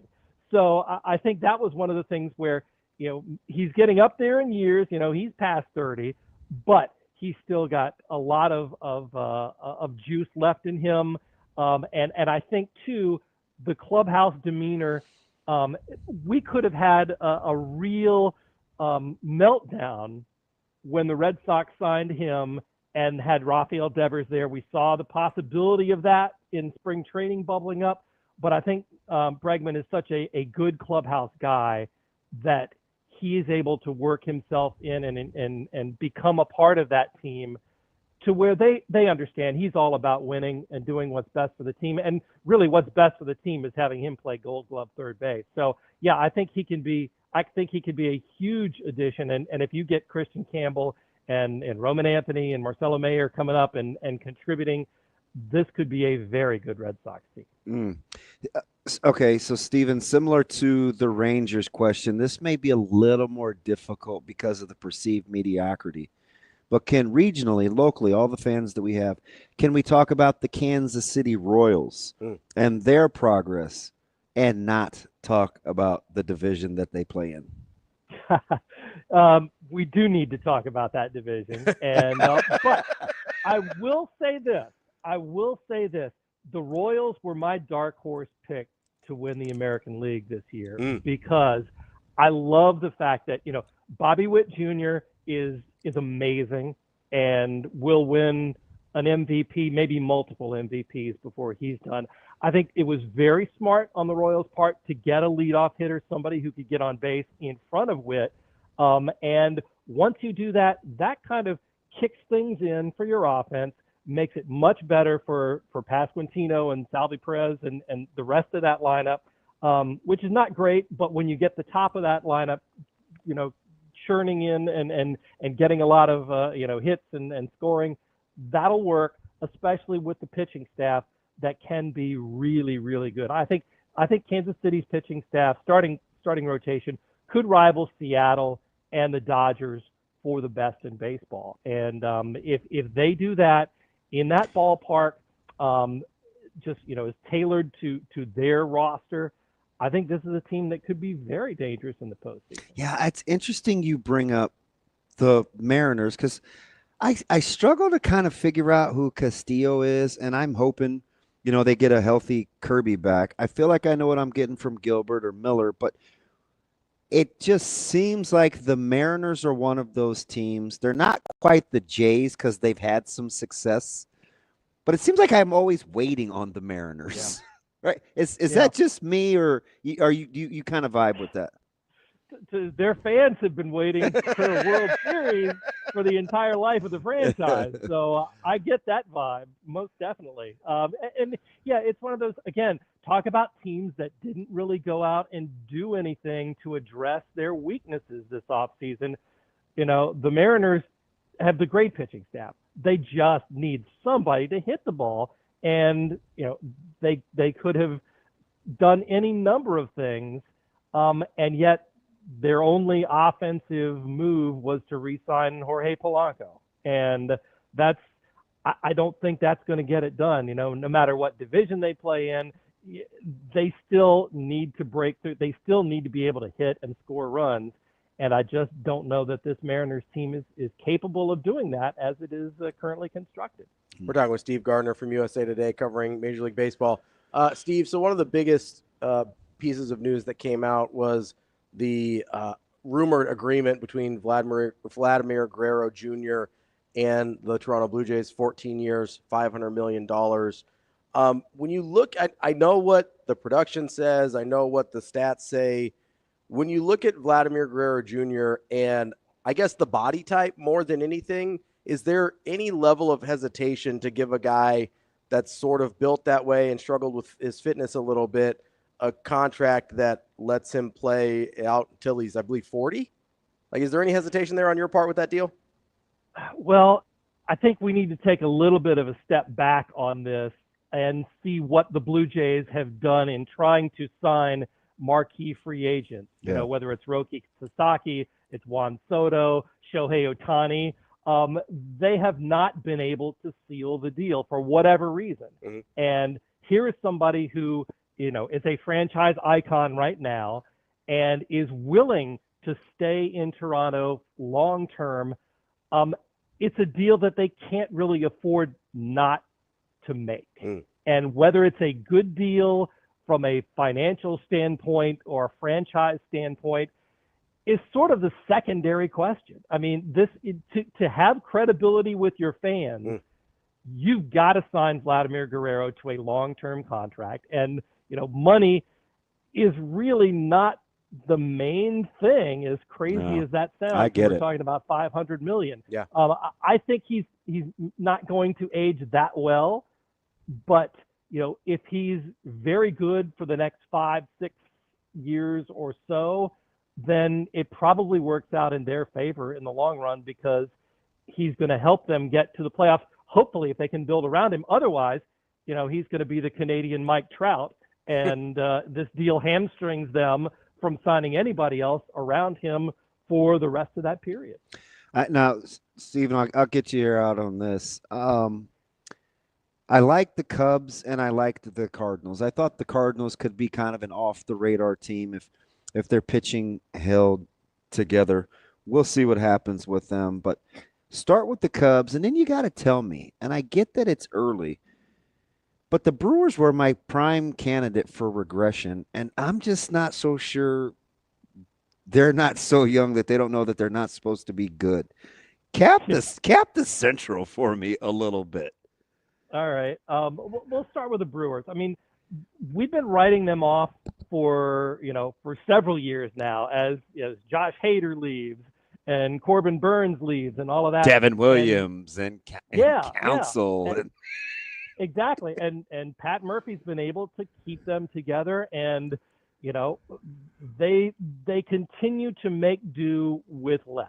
And, right now, I think they have, 2.5 healthy starting pitchers? Yeah, Savali's out, no still, Cortez, no Woodruff. So I don't know how they're going to continue to I think do this. Tobias Myers is hurt. Yeah. It's crazy. And they had a bullpen game for their home opener. How sad is that? But still, I really love Jackson Churio. I think he's going to be a franchise cornerstone. But again, this is smoke and mirrors to me for the Brewers. Okay. Staying around the 500 mark. The Cubs, I think, are really good, and legitimately, Kyle Tucker is making a difference. From the jump, which a lot of times those big acquisitions in the offseason aren't able to do. But you throw him in with, say, a Suzuki, and Nico Horner is back now, so they look to be pretty much at full strength. And they have that and unconventional style still. Like, what do you think the scout looks like getting ready for the Brewers? Chaos on the base pass. It's just the way they play is fascinating. Yeah. And as for the Cardinals too, I think this is a club that is it's a transition for them. And I'm sorry to say for Cardinals fans, but John Mozeliak is going to be out the door at the end of this season. They try and make one last run, and it's been a pretty decent start for them, but I can see them trading Ryan Helsley. I can see them, kind of breaking it all down if things go south and the starting pitching collapses mid-season. I can see the Cardinals selling and trying to start fresh next year. So this division is definitely the Cubs to win or the Cubs to lose. I think they're in a good position to do that. Okay, real quick, because Ravi tried to get me to go here in the preseason, and I didn't take the bait. All in or all out on the Reds as a dark horse? I think the Reds are an interesting team and a fun team to watch, with the likes of Hunter Green throwing 100 in the 9th inning last night and Ellie De La Cruz doing, the things that he can do. But I just don't see them being a serious contender this season. They're going to need to get deeper. They're going to need some of the young players in the farm system to come up and play roles. I see them just trying to figure out what they have, which is kind of like what they did last year. But I think the process continues, and I don't know if they're, once they reach possible fringe contention, the big question for Cincinnati is ownership going to spend to get them over the top? And I don't know that will be the case. So right now they're fun and interesting, but I don't think they're serious. Steve, last thing for me here. Out of sort of the dregs of the league, the White Sox, the Athletics, and the Rockies, do any of those three teams have, maybe not even this year, but hope for the future that you can kind of shine a little bit of light at the end of the tunnel for any of those three teams, or are they all three just in purgatory for the foreseeable future? No, I think the A's are the most in purgatory in terms of a franchise. But if you look at the roster, they look a little plucky, don't they? I really like some of the guys. I kind of do too. Lawrence Butler had a fantastic second half of last year. He has superstar potential. And Tyler Soderstrom, couple of home runs last night. He's tied for the major league lead. It kind of typifies the no-name but pretty scrappy, pretty good kind of player that they have on that team. And they did make a little bit of an investment in Luis Severino, and they signed Butler, I think, to a longer-term deal. So there is some semblance of optimism there, but I do not have a whole lot of confidence in the tip-top ownership to be able to make that work in the long run. That's our guy, Steve Gardner, USA Today. Steve, appreciate the time. As always, great stuff. Thanks, Steve. Thanks so much, guys. Take care. It's our guy, Steve Gardner. I will say, I do have a soft spot for the A's. No. Because of Bruns? No. Come on, you know this. Big Jose Canseco guy? I know you like juice. No. Like orange juice. I know. I thought you were Apple. No, I'm an orange juice guy. Orange juice rots. No, I like orange. Apple juice is good too. Orange juice is the worst of the popular juices. What other popular juices are there besides apple? Apple, and orange? cranberry. Cranberry, really? I like cranberry. No, I mean juice. I like it. I just didn't know that was like I only like it's apple and orange than everybody else in terms of popularity. I think. I don't know, man. Well, like grapefruit juice. Is that a thing? Yeah, I hate grapefruit, so Yeah, it's your not boy's good. out on that. No. That's one of the things that I was forced to eat as a kid that it's Grapefruit? traumatized me greatly. Uh, It did not have the same lasting effect as liverwurst. Well, like tomato juice. Cranberry pass. juice is That's a yeah, good. That's another popular hard one. pass. That's a hard pass. I hate tomato juice. Terrible. I like cranberry juice. Pineapple juice isn't bad. You ever had pineapple juice? Not too much. Um, Pineapple juice is one of those things I can love it as a fruit, and I don't like it as a juice. No. No, the reason I like the A's, besides Moneyball, is my guy Mason Miller, type 1 diabetic. Oh, I should have put 2 and 2 together. I doubt it. I was hoping he would not become available. Last year, and I hope they keep him. Yeah, I hope they keep him. It's weird. The Steelers are in the offseason with the draft coming up. Another part of ESPN's show. Hey, maybe you guys look at Jalen Milroe.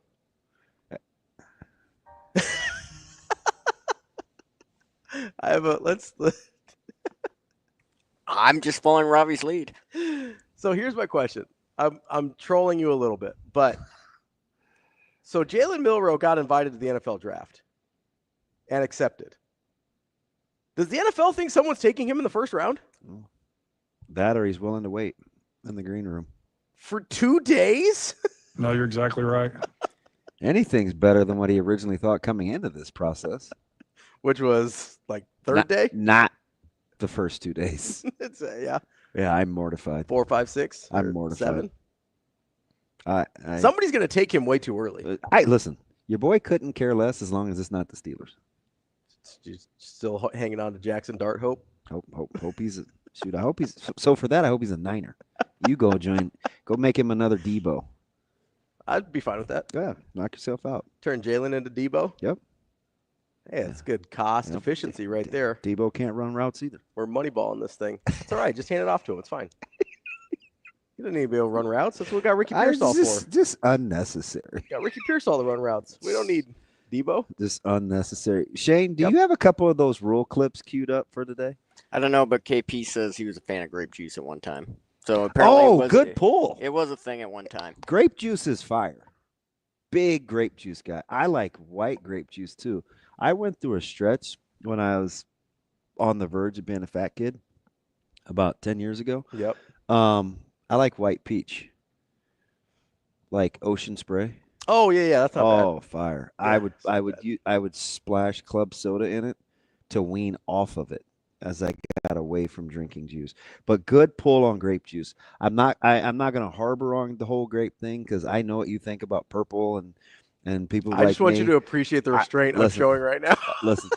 Is grapefruit juice I purple? want you to know KP's pretty and he likes it too. So it's not a cultural That's not what I thing. was gonna say. It's fine. I'm just trying to take the attention off from me. Is that juice I purple? know what you want to say. You're an idiot and a closet racist. Is that juice purple? That sometimes peeks his head out of his not so closet. I'm sorry, yes, Shane? Is that juice purple?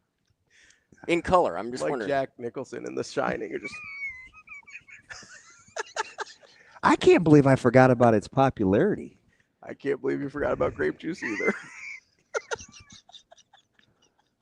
You do have joke Tourette's, and I think you're a I mean-spirited, tried evil so person. hard. I tried so hard. No, you didn't.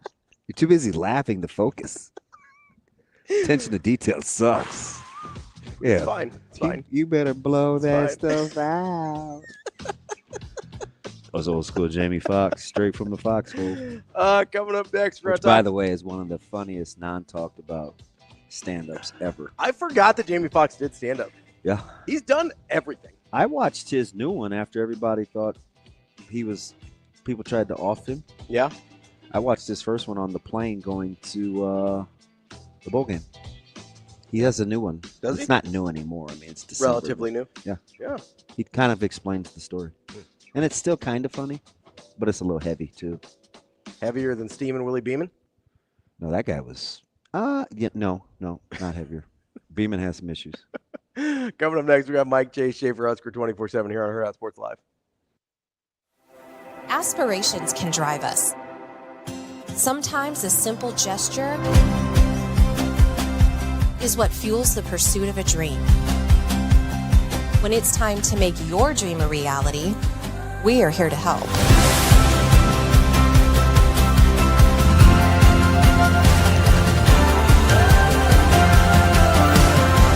Centris Federal Credit Union.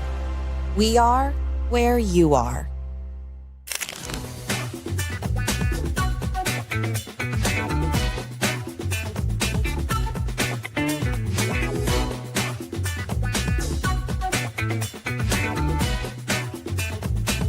For Hurrdat Sports and for Borsheim's, it is our big game chain player of the game, Kendall Doberstein, here hanging out as Gardner East wins a thriller 1-0 and a battle of two top teams, Class A versus Class B, and Class B gets the win. Let's talk about that second half goal. The only goal scored today, you had the assist to Sonora.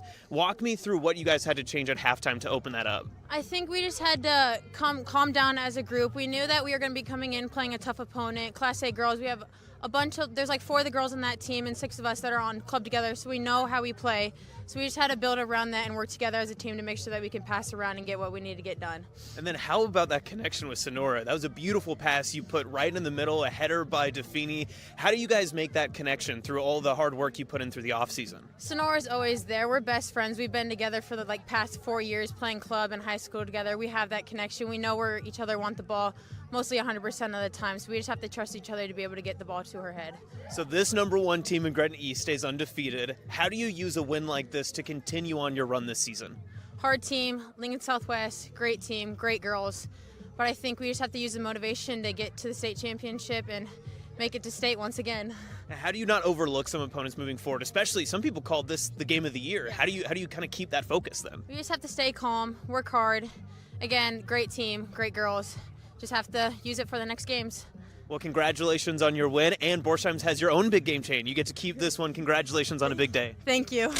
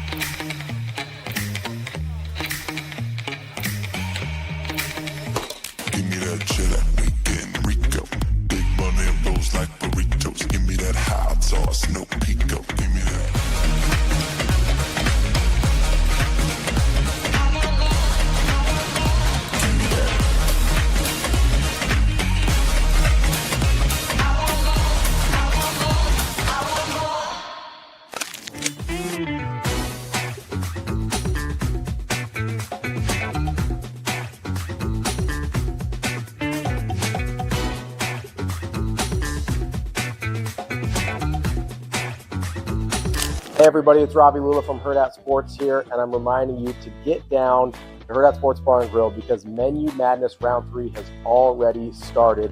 If you haven't been down here yet, make sure you get down and cast your vote because you can win $100 or $50 gift cards here from Hurrdat Sports Bar and Grill. So make sure you get down here, watch your teams, and vote to win.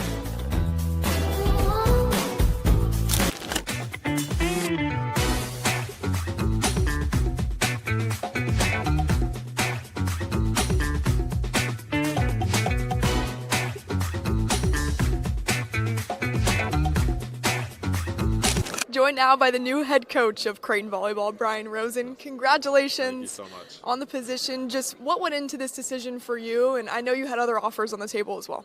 Yeah, I just continue to go back to there is no place like Creighton as far as a university, as far as a volleyball program, a volleyball fan base. My family really wanted to be here, and so every time we had an opportunity to look or consider another place, we continued to go back to, why would we want to leave, and continue to talk to Coach Booth and to talk to Marcus. If there was ever an opportunity, where would I fit? And Marcus continued to tell me over and over again, I'd hire you in a heartbeat. And so to have that support, and Coach Booth always supported me from day one, telling me you're special, you're going to be great. One day, you're going to take over a program. And I didn't think it was ever going to be this one. When I took this job, I thought she had 20 more years in her. And so this is surreal for sure. But this is a dream job for me.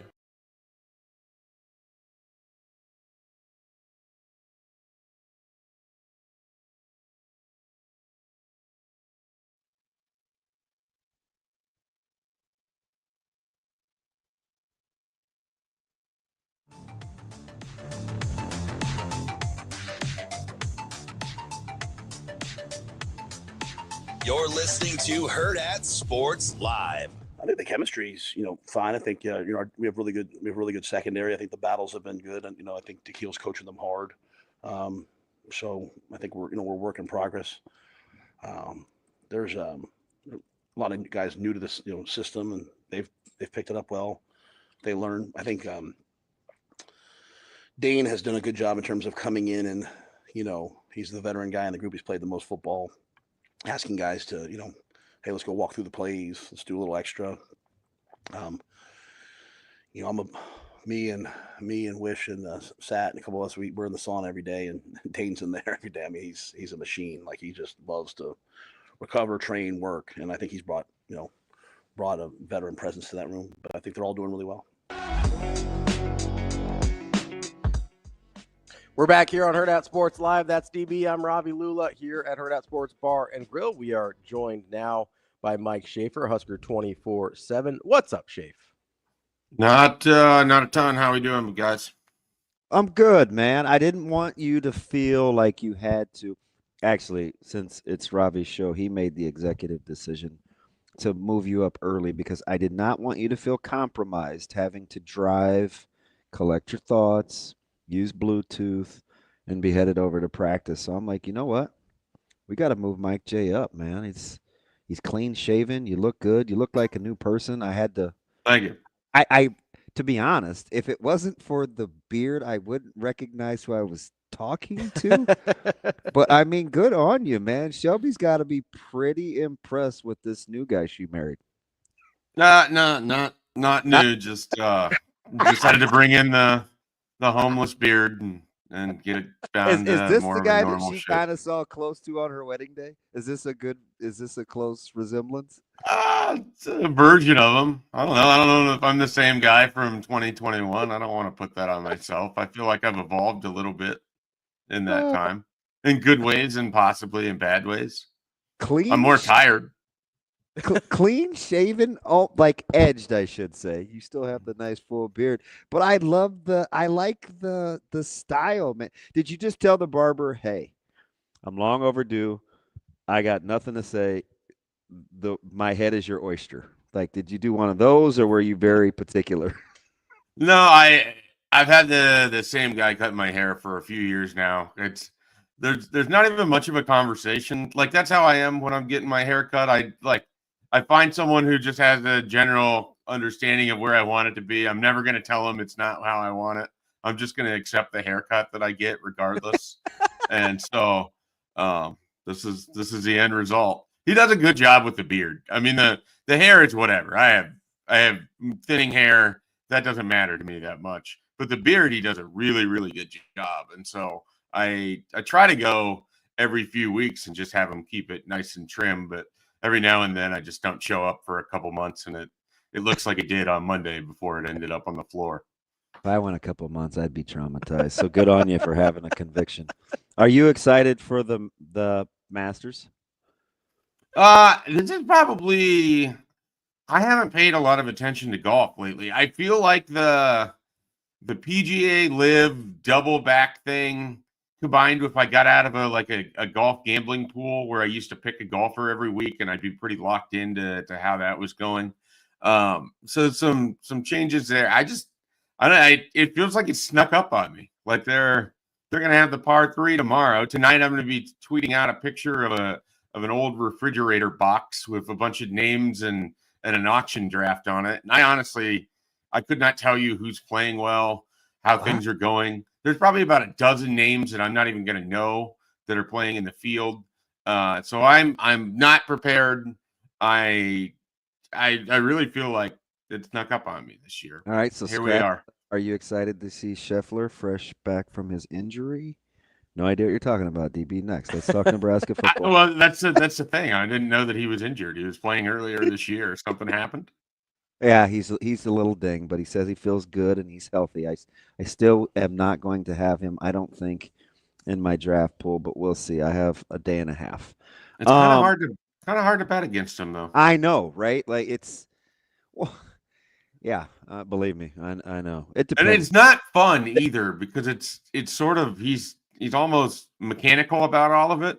And so there's not like a real artistry to the shot. It's just he's just going to beat up all the greens and, make a few big putts, and he's going to be right there on the leaderboard, and you're going to look up on Sunday. And I don't know, just give me drama. That's all I ever want. Give me the Sunday. So there's 8 of us, and it's serpentine, so you'll get back-to-back picks. I like that you say serpentine instead of just a snake. Everybody turns into snake. You're over here like serpentine. Touche. It's in that vast Rolodex of mine.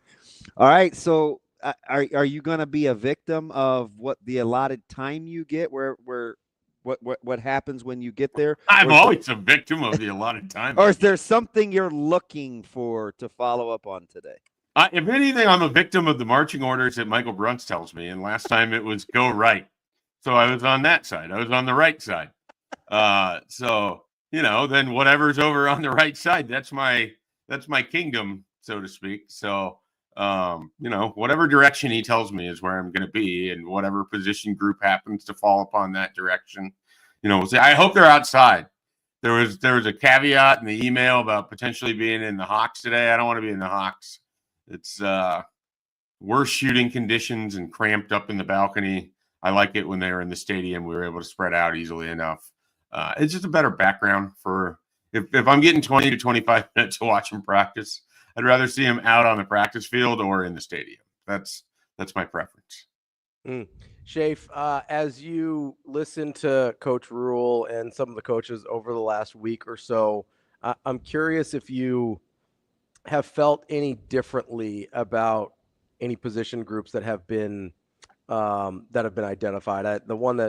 The reason I asked that question is mostly offensive line that got mentioned by, I believe, Coach Rule on Saturday. I think that's a spot where people have a lot of concern. It seems like a spot he's pretty encouraged by. Have any of the sound clips moved you at all? Yeah, I feel like so far of the early part of the spring has been the offensive line, and so that would be sort of the thing that you'd kind of clue in on. And I know a couple of the people I've talked to that have watched practice have mentioned linemen as guys that have stood out. I know when I was over there, some of the better looking, almost reshaped individuals, if you would, and linemen tend to have a bigger canvas to be able to do that. So I think that's why they catch your eye both on the offensive line and the defensive line more when they do kind of reshape. I think it's an intriguing group because you've got a lot of young guys that are going to have opportunity or are hungry to kind of prove things. And you have some guys out this spring that maybe there's an assumption there's roles for them that may not be there. I mean, they may come back to having to earn a spot that we thought was going to be given. And so I think there's just a lot of intrigue. And then for me personally, Nebraska's brought in a lot of offensive line recruits. And so I've talked to a lot of guys who have spent their time watching the line and watching Donovan Raiola, who I think is sort of enjoying maybe it sounds weird because I think there's always angst about Nebraska's offensive line, but I think this is the most accepted he's been from the Nebraska fan base.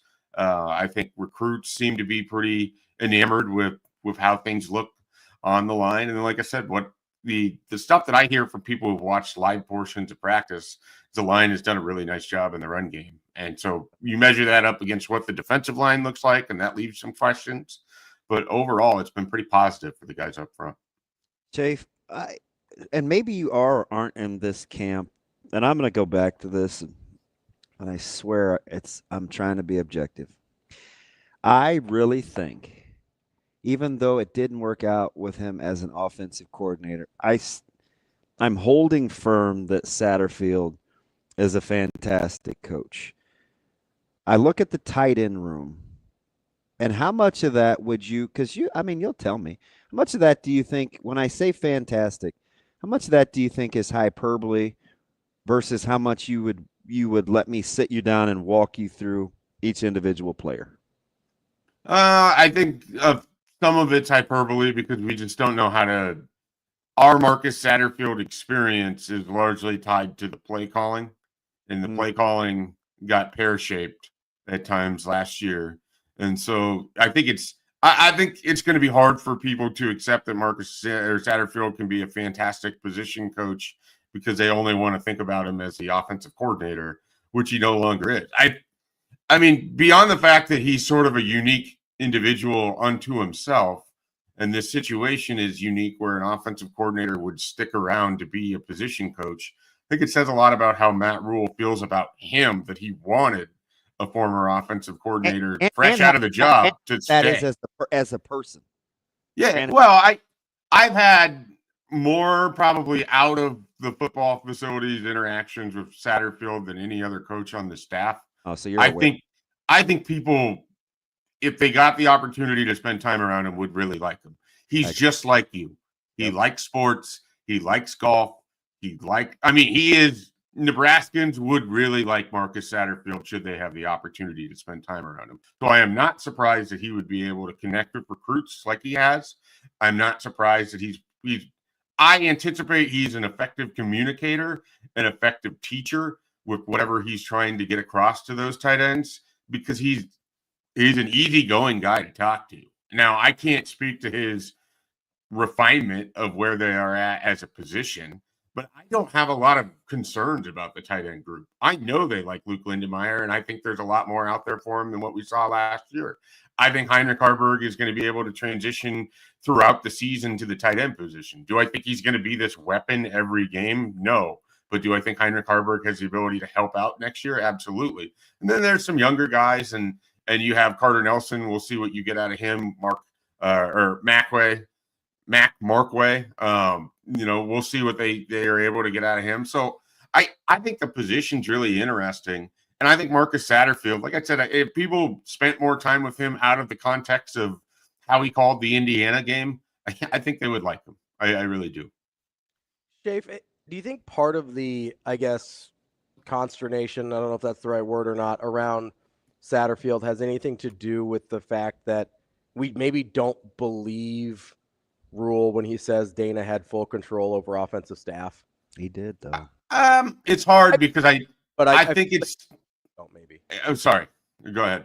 I was going to say, I believe that when he says Dana had full control over offensive staff, that he's being truthful. I don't know that the general public and fan base, it feels like maybe people think he was hamstrung to Satterfield.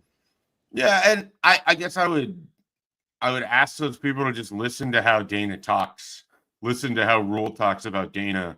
It is very much his offense. Like I don't know how you could listen to the quotes or listen to how they've talked about each other without acknowledging that Rule has given an unprecedented amount of control to one assistant coach because he believes in Dana Holgorsen that much. And so if you believe in Dana Holgorsen that much, you're not going to tell him, hey, I really trust you. You're the guy that's going to put this offense where we need it to go. You're going to help solve some of the offensive issues I've had in my career. But I need you to keep all of these guys that I picked over here. And that's not how it went. I know that's not how it went because I've talked to enough people involved over there as things were going down in late November and December. You have a guy like those coaches. Guy coaching running backs in Lubbock. Yeah. Right? Like McGuire was his guy. He had full autonomy to do what he wanted to do with that offense. And I think the reason that I'm kind of doubling down on Sat Schaefer is because I've heard Dana talk about how he's impressed with the symbiotic relationship that Sat has with Raiola and how much easier it makes for him to understand and complement run game with what they want to do.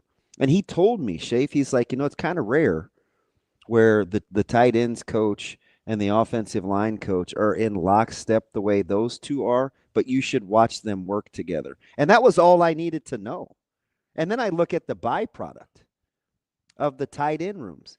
It's maybe the only position. And we didn't take a deep dive. And you could make the case of running backs maybe at first blush, but it's the only position, Schaefer, where I can't say out loud where a guy has regressed. Like everybody seems to get better that spent time in that room. Well, and you're going to have a guy get drafted that spent time with Satterfield over the last couple of years and what they wanted to do in the tight end room. I mean, Borkercher went down. You got a guy paid at A&M that's going to eventually get paid. And I think people think again they really like what they have in that room. They really do. I think there's a lot of confidence in that, and I think there's confidence in what they can do with the tight end position in recruiting. and what that can be for them on the football field. The interesting thing to me is the marriage of Dana Holgorsen, who throughout his time, really kind of where he's been, has not been a big, heavy tight end usage guy.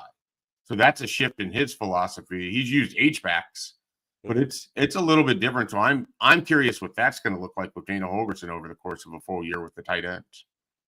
Dave, can you imagine another position on the team where they could lose a guy to the NFL and to an SEC school, and everybody's just cool with what the room's got left?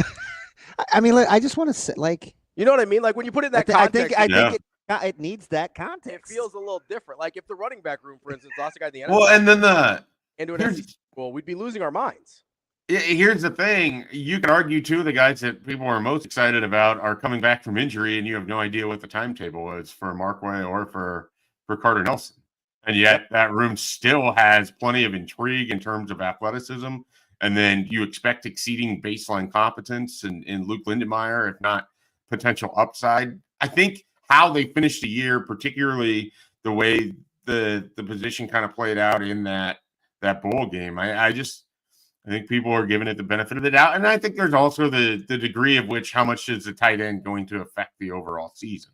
I mean, you get a little bit hand-wringy about a quarterback or an offensive line or a running back because you perceive those to be bigger in the grand scheme of things for how the overall offense is going to play out, wide receiver as well. Tight end tends to get overlooked for that. So I could see that being a small part of it too. Jay, if you had to rank the order of if Nebraska is going to play meaningful games in November, is it the improvement of the special teams, the evolution of this making Dylan's offense, or how quickly the defense can come together in an semblance or some version of last year's performance? I am going to go. I'm tempted to just put them in the order that you have it. Where I would potentially flip it is maybe Dylan at 1, because I think if that is at 1, everything else as it comes together, you get a little bit better of a baseline to work off of there. So I'm going to go Dylan 1, special teams 2, defense 3, in part because I have the most confidence. I don't think the defense is going to fall off a cliff. Is it going to come out looking like it did against Iowa, right away in week 1? No. But I think the defense is going to be fine. I just have confidence with the people involved in the coaching, with Matt Rule's general track record, with some of the guys who could just become good players. I think I just have confidence in the defense, and so that's why I think I can put that third and really not even consider it for the number 1 spot. I'm excited about the defense. Like I think they could be a lot more disruptive than they were last year, especially in like impacting the quarterback. Like I think there's a chance that I don't know if they're going to be better in terms of metrics and numbers and things like that, but I do think there's a chance there's more splash plays out of the defense this year. How much of that is Butler's maybe going to be more aggressive than what we saw from Tony White in money down situations? I think a lot of it to me is there's going to be more called disruption than necessarily created disruption, if that makes sense. Yeah, I mean, for me, I'm mostly thinking about personnel when I'm thinking about it, if I'm being honest. Like, I think I really like the potential of some of the personnel, and that's obviously Ty Robinson was great, but unless you're Ndamukong Suh, you can only be so disruptive from a defensive tackle spot or nose guard or whatever you want to call them, from an interior defensive line spot. I like a lot of the guys they've got that could impact like negative plays, pass rushers, tackles for loss, things like that. I think you're right about Butler as well, but that's not what I was thinking about. I was thinking about I would say I'm excited, and I want to go back to Dylan because I need you guys' help here in a second. I'm excited because I like so far the way that the pieces of the staff are built. I got the energy. I have the technician. I have the combos. They're just the personalities. And now, Schaefer, we have the willingness to let a smart guy be a smart guy in Butler because he has hands-on guys that he trusts to make sure that everybody knows what he wants to do. Like, it doesn't really sometimes matter how smart a guy is or what he wants to do if nobody else can relate to it. Or if you can't communicate those things. I love how, like, I mean, watching Simpson be the go-between between Dvorak and Terry, and to have Snow and Addison and Butler together, that's at least on paper, it's pretty legit. Just think of their personality, Schaefer. Like, it's good to not have too much sugar or too much fruit or too much crust when you make the pie, right? It just seems like the ingredients fit together. Well, they were assembled with this in mind, and again, you listen to Rule throughout this offseason, or just going back to the middle of last month. I mean, there certainly seems to be a confidence in the group that he's assembled. I think there's a comfort level with some of these guys, which is interesting because you have, when we were talking about blending this, there's also inexperience. Phil Simpson's never been a position coach at this level before. Terry, but for him, it's his first full room, full stop. He is the defensive line coach at a place for the first time. So there's going to be some growing errors, I would imagine, in that as well. But I look at it. You have 3 defensive coordinators over there, 4 technically, because Mike Eckler has experience with it too. But there's just a lot of people who've been put in situations where you can bounce some ideas off of them. I think Rob Dvorak is a shining star of an assistant coach. So I'm excited about what the linebackers are going to be. I believe in that. So there's a lot of ways that this can come together and look good too. But ultimately, are they going to put those guys in position to be successful? Are the players going to make plays? And then are there a handful of defensive players who can make flash plays? Guys that can be erasers, guys that can just go win a rep when you absolutely need to win a rep, a guy who's going to make a critical play on 4th and short. I mean, it's hard to know that they have those guys because who we have expected in those roles are no longer there. So someone's going to have to emerge. It sounds weird to say it, but someone's going to have to be John Bullock. Someone's going to have to be the guy who gets his hand on a pass on 3rd and short, or have to get the stop short of the first down. Someone's going to have to be Ty Robinson. Someone's going to have to be Jamari Butler. I think they have the ability to do all of that, and they have smart people over there. But 1 + 1 doesn't always equal 2. And I think that's kind of where we're at with this defense and the team as a whole. There's only so much that we know, and there's a lot that we can project, and it's how they get there that's going to determine if this is a good season, if this is a meets expectation season, or if they underachieve. My evolution of, and I go back to Dylan and you putting him 1, which I kind of probably would too, which if this was a year ago or before he got to campus, I didn't take him for granted, but I knew the areas in which he had to really grow to take this thing where Nebraska wanted to was going to take at least a year. So I put him on the back burner. And it's not because I assumed he would be great. It was just because what everybody wanted him to do, I didn't think he was ready to do with how that team was constructed, right? If that makes sense. But now I'm super excited because I trust him. And I think he's good enough in all the other areas where the growth and the level of understanding of this offense pit with his physical and emotional attributes, like I'm almost excited. Like I would totally concede that that's the number 1 spot, because if he is good and he does level up like next level, I mean, the rest is definitely minimized. But if you elevate the other 2 and he's not, you can't say the same thing. I don't have any problems with Dylan going there, and it's primarily because not only am I excited, but I trust him. Those are 2 different things. Yeah, I think when we have that conversation about ranking those 3, it comes down to what is the end goal in mind. If the end goal is how do they get to 7 wins, then I think you can have different choices be number 1.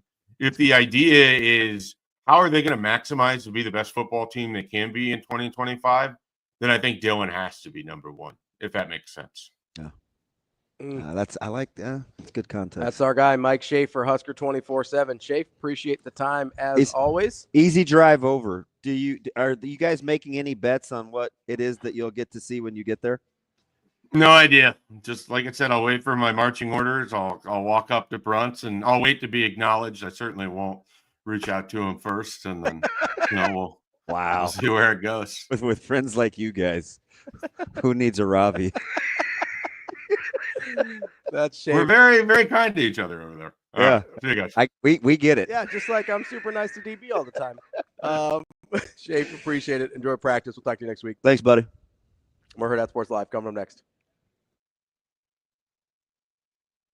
22 seasons later, Coach Booth calling it a career here at Creighton. How much thought went into this decision for you? A lot. I mean, it's been the last couple months that I've been kind of processing this, and it was not an easy decision. It's still not an easy decision. But I felt like if I was going to take on a new challenge, the timing's right. The infrastructure here at Creighton, I think, is set up to continue to have great success, and that was really important to me. How confident are you in Brian Rosen and him taking over this program? Brian is fantastic. And I don't say that people in the industry know he's a great recruiter.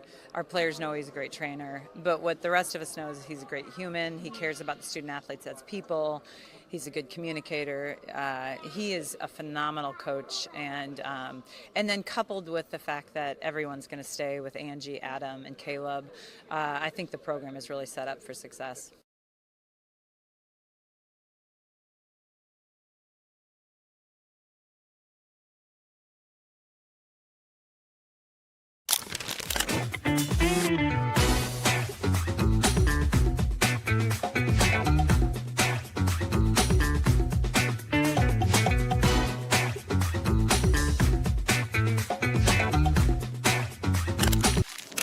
Aspirations can drive us.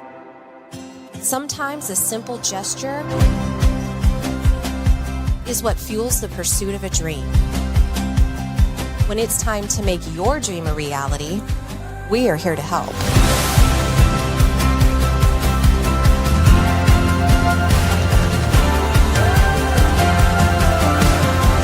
Centris Federal Credit Union. We are where you are.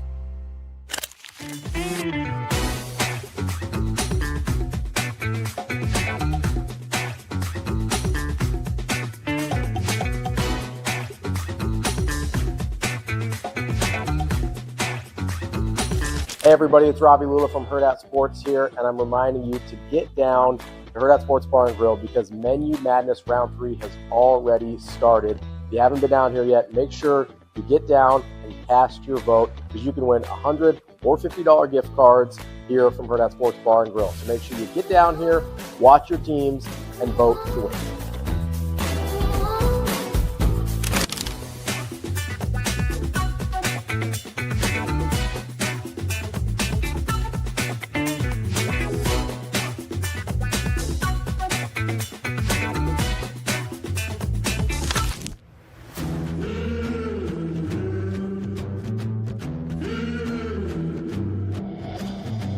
The Mizuno and Oklahoma State softball story is a story of growth and success. After getting to visit the team this fall and watching practice and talking with Coach G, I am confident in this team this year. The best you is really dang good. I mean, it's really good, okay? So just be that. No more, no less. Lightning in my fingers, and I'm nice on my feet. Heavyweight big swinger, got you saying double while we're counting to three. Mizuno and Oklahoma State softball are built for big moments. Brace yourself.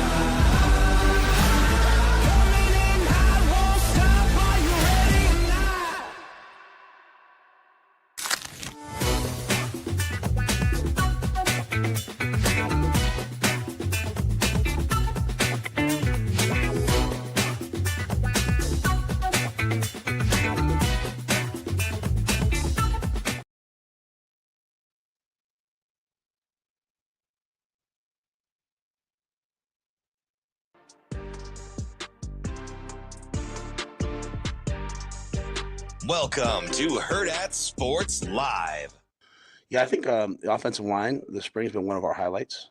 I think as people have come in and visited, especially people who've been here before, I think they see the physical growth of our guys. You know, the guys that were once 290 are now 310. And a good 310, you know, not, hey, we're just putting on a bunch of weight. They know how to practice. They know how to handle the work volume.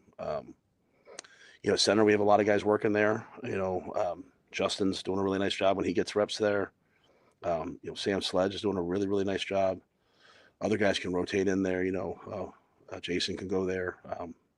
Probably forgetting some guys, but I think overall it's been a really good group, and it's fluid. You know, we're able to move guys around, and to your point, you know, you have Henry's not there, Teddy's not there, Turner's not there, and Gunner's not there. Those are 4 guys who started a lot of games. We're definitely improving, and as like I said, it's one of the high spots right now, I'd say, for us. Kicking off hour number 3 here on Hurrdat Sports Live, presented by Centris Federal Credit Union. That's DB. I'm Ravi. Lulla here at Hurrdat Sports Bar and Grill. Don't forget, it's Tuesday. That means kids eat free here at Hurrdat Sports Bar and Grill. With the purchase of an adult entree, you get a free kids meal as well. Make sure you come on out to Hurrdat Sports Bar and Grill and take advantage of, you know, a little bargain. Yeah. Here at the bar and grill. I like a good bargain. Are you you trust Coach Rule? Yes, I think that's fair. All right. 1 to 10 level of surprise that's the second or third time that he's referenced the offensive line. Not a big level of surprise. All right, quick. Next, ready? Yeah. Flush, wash, rinse, repeat. Flush it. Does it say anything about the D-line in comparison for you? It does not. Okay. I think we need to be able to separate those things. Okay. Is it because you want to? Probably. Okay. I asked the question. I just like to know how people I'm think. high on both sides of the line. I've been why I ask is because that's the D line was like those are your guys. Those are your group. That's your group. Really high on Van Poppel.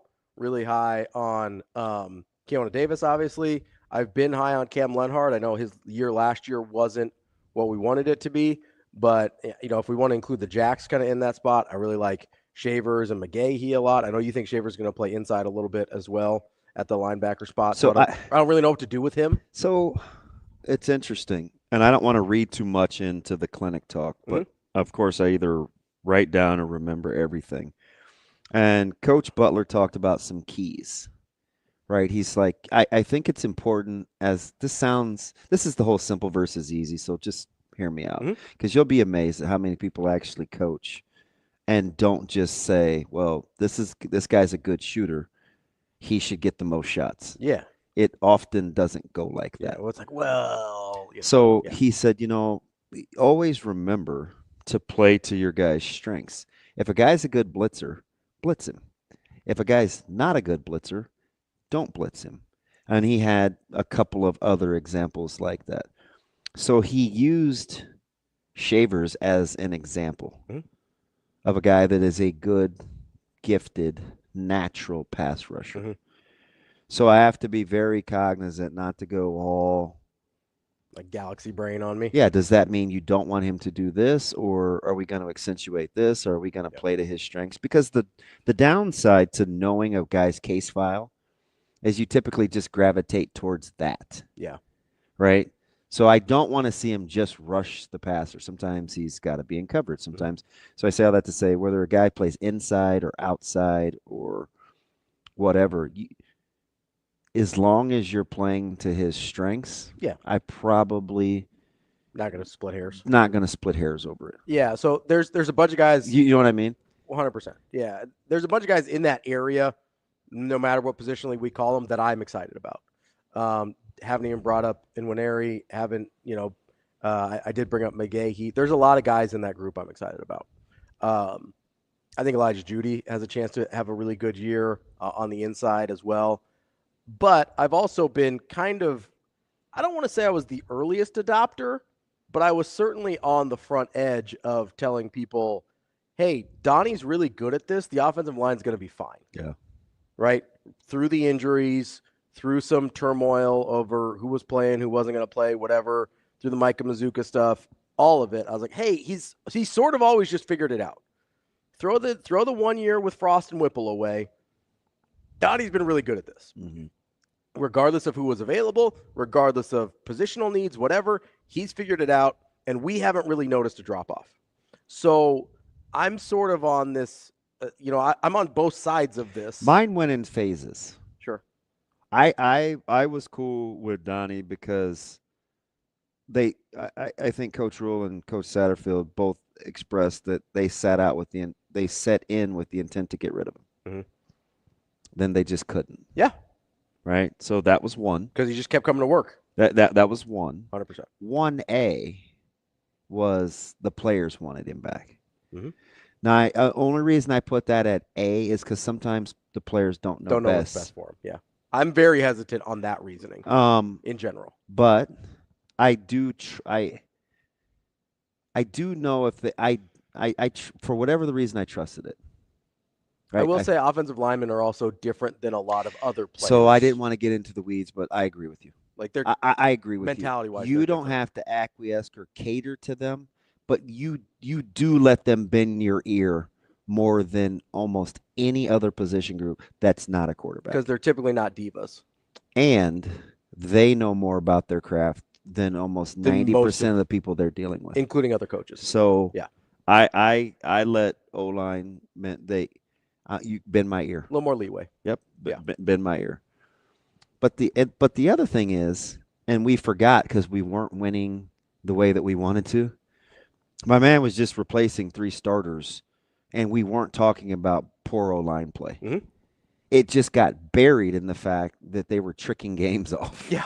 Yeah. That's where I really came around. So I was like, oh, I'm good. That's where I really came around. I'm good. One was Rule talking about them not being able to get rid of him. 2 was Bryce Benhart's leap for me. I thought that was enormous because we were ready to drive Benhart to the airport. 3 was they were missing 3 starters at any given point during Rule's first year, and we didn't notice a drop-off. That's where I was like, hey, if Nebraska at any other point over the last decade had been missing 3 starters on the offensive line, the sky would have been falling. We didn't even talk about it. That, to me, speaks volumes about the job that Donovan has done. But so it is. I do understand it can be tricky to navigate. Hey, is the offensive line playing well? Is the defensive line playing poorly? I understand that can be difficult to weigh. I like both groups independently, so I'm not going to take the offensive line playing well as an indictment of the defensive line. So yeah, part of it is just because I like them. Interesting. Like, it's my own personal opinion, but that's fine. I just like to know because sometimes, it's a fair question. Like if I watch DBs eat up wide receivers in one-on-one, I have to assess the other side of the ball, the wide receivers. Yeah, for sure, and vice versa, right? We like this wide receivers group a lot. A lot of us do. Most of us don't really know. Can I just say this because I don't want to get painted with that brush. I don't know enough about the wide receiver group. Fair. That's why I tried to. I'm not. I walked it back a little. I'm not in that camp. I'm not in any camp. I'm in a wait and see. I don't know. Totally fair. I got a couple of guys that I think I could like, but playing wide receiver in this offense is not easy, and it takes time. Yeah. So I'm gonna be super patient. I think a lot of people are high on the wide receivers, and a lot of people, or most people, I think, don't know about the defensive backs just because there's a lot of bodies and a lot of unknowns, right? And some turnover with guys that started a lot of games over the last few years.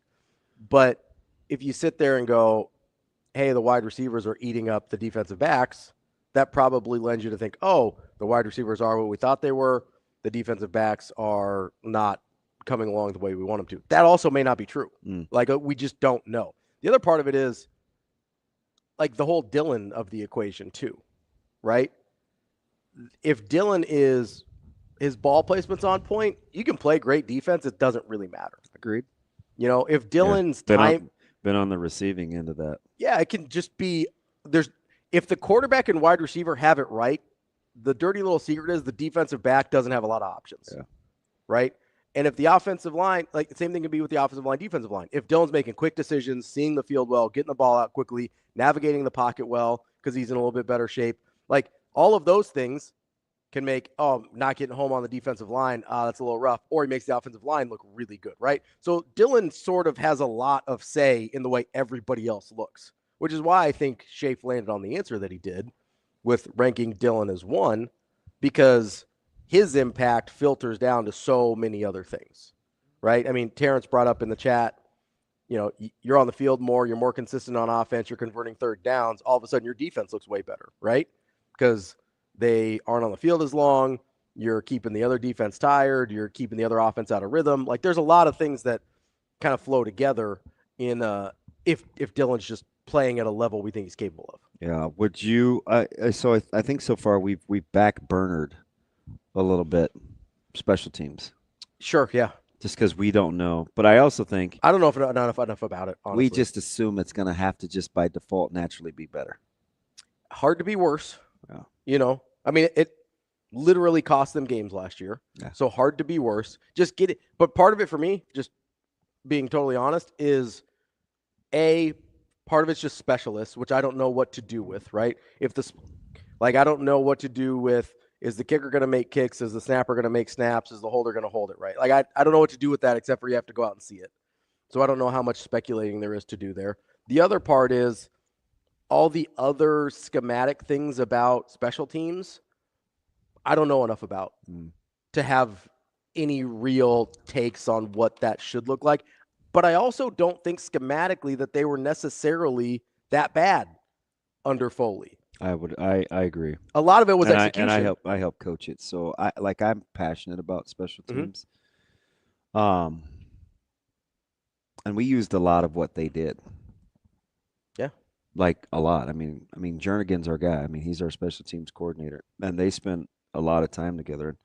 I mean, poor Eckler. I think Journey had him pinned up in the way. No. Hey. No, I know. 50 minutes of one-on-one. Yeah, you told me he kind of. I had to. I'm like, this is awkward. This is awkward. But he drove. He's like, I'm gonna walk away. I'll find you when you you're know done. when I don't want to loiter. You're doing too much. Yeah. So, I will be curious. I did watch punt returns. It was windy. It was cold. They went outside. A lot of distractions. Mm-hmm. Like I like that. You only have 4 or 5 guys back there working reps. I like that. Mm-hmm. So I think there's good attention to detail there. Yeah. But the whole offense versus the defense thing, and I don't mean, a lot of times guys and gals will try to, well, you don't talk about this person and you don't talk about that person. Sometimes I forget. Mm-hmm. Like, that's fair. Like, sometimes I just forget to mention. But I will say, typically, when I don't mention, that's really what you need. All you need to know. Was there anything that caught you off guard with Coach Rule talking about offensive line? He did say he's probably forgetting some guys. He didn't mention Spindler or Pritchett. Yeah. Surprise, or you think it's intentional? I don't want to read too much into it. I'm asking you, did you have any takeaways? Not really. Yeah. So my takeaway was, if Pritchett is a mammoth of a man. Enormous human being. Foreman said something funny. He said, man, that's the kind of cat that'll look the exact same when he's 40. I didn't get it at first. I thought it was funny. The way I took it, and maybe I'm reading too much into it the other way, is for this offensive line to be good, those guys are going to have to be pretty good. Like, that's just my assumption. Maybe I'm wrong. Maybe I'm not giving Donovan enough credit for some of the development he's done, and they've got guys in the room already that are as good. Yeah, I just pitted against, because he was asked specifically about, he got, and to Hot Danger's point, he got the Spindler question specifically the other day. Yes. The guy he really hasn't mentioned is Pritchett. So and he's usually, but with O-line, like, and you could Donovan forget. did talk about Spindler. There's another guy I wanted to talk about the other day, but until they do, like, I probably won't. But there's some guys that I think have a chance to compete. There's a bunch of guys I think that I'm compete in that actually room. excited because I think they'll have options. I do too. And unlike baseball, when we talked about options versus answers and questions for Coach Bolt in the lineup, You want options. I think this is actually a good problem. Listen, this is why one of the reasons I'm such a big Donnie fan is he's given himself options really quickly, and his guys aren't even ready yet. So do you know why I really like him? Why is that? He embodies. He's made a lifestyle the words that I say. I'm not there yet in some capacities where I say I like to coach in such a way where I have options. I don't want to be married to any one particular player. Yeah. Because what in most I just don't. In most situations with And at typically at the high school level, you're not as afforded as many luxuries. Sure. But I'll make them though. I mean, don't get me wrong. Like I'll be hard headed. Yeah. He likes options because you're going to do it his way. the Mazuka example last year is terrific. You're going to do it his way. Is a terrific example of that. Micah Mazuka I can appreciate that. was one of the 5 most talented linemen on the team last year. He didn't play for long stretches because he, for whatever reason, wasn't doing it the way they wanted it done. Raiola gave himself options to have that. And did anybody listen? I understand they were better with Mazuka in there. It wasn't a huge drop off. Like he gave himself options, and his guys, the guys that he has recruited, are just now getting ready. Right? They're just now getting into their second and third years of being in the program and under his tutelage and through the strength and conditioning and nutrition and stuff. Like those guys are just now getting a chance to have an opportunity to play. That's what's exciting to me about that room is that's why when I sit there and we name off these lists and I go, I think there's, if you include Corcoran and Prohaska, which I don't even, because I don't know what to expect from them, but if you include those guys, I'm at 12. I probably should go back and get that list. I'm at 12 without a stretch. I'll wait another week, but I'm low. Because you said 8 and then plus the 2 is 10, or were you at 7? I said 7 and plus the 2 is 9. It's at least 8. Yeah. It's at least 8. Yeah. I think it's I'm not even comfortable saying it out loud because it's hard. So I don't think it's going to be a thing. Like I could easily talk myself out of it. Yeah. I could be like, who can play 9 offensive linemen and win? Oh, I don't think they're going to play 9. No, I'm just like that's the premise. Yeah. My premise is how many guys do they have that could play that They played 9 last year. Yeah. But they didn't win enough for us to make use it a that big as deal. Use that as a example. Just didn't win enough. Mine was more, hey, there's 10 guys that they can play that I think you wouldn't notice a huge issue with. More than that's what the rotation would be. Yeah.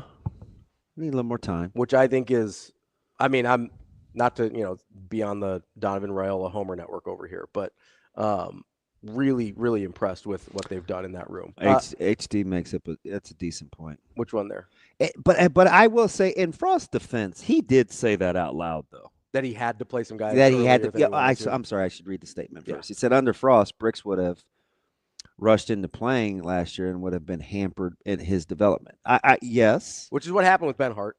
But I do Corcoran, think Frost did say out loud he didn't want to have to play some of these young guys early. And he felt like his hand was forced. But he kind of did. AJ asked a good question here. I was going to go back and get that on special teams. Yeah. He says, is special teams more big play opportunities or more consistency? Definitely the latter. So I think the next step for Nebraska is more consistency. Yeah. Big play opportunities comes after It can't be a crapshoot on if your special teams is going to cost you or not. Yeah, it can't be boom or bust. Yeah. Right? Because Nebraska was bust last year.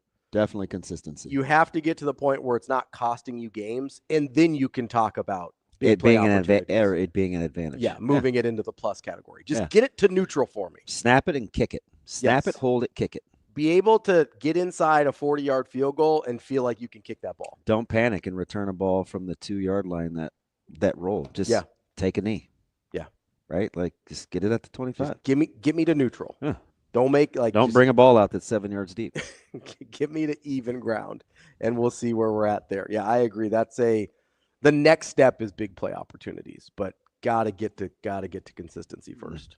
I think that's a key right there.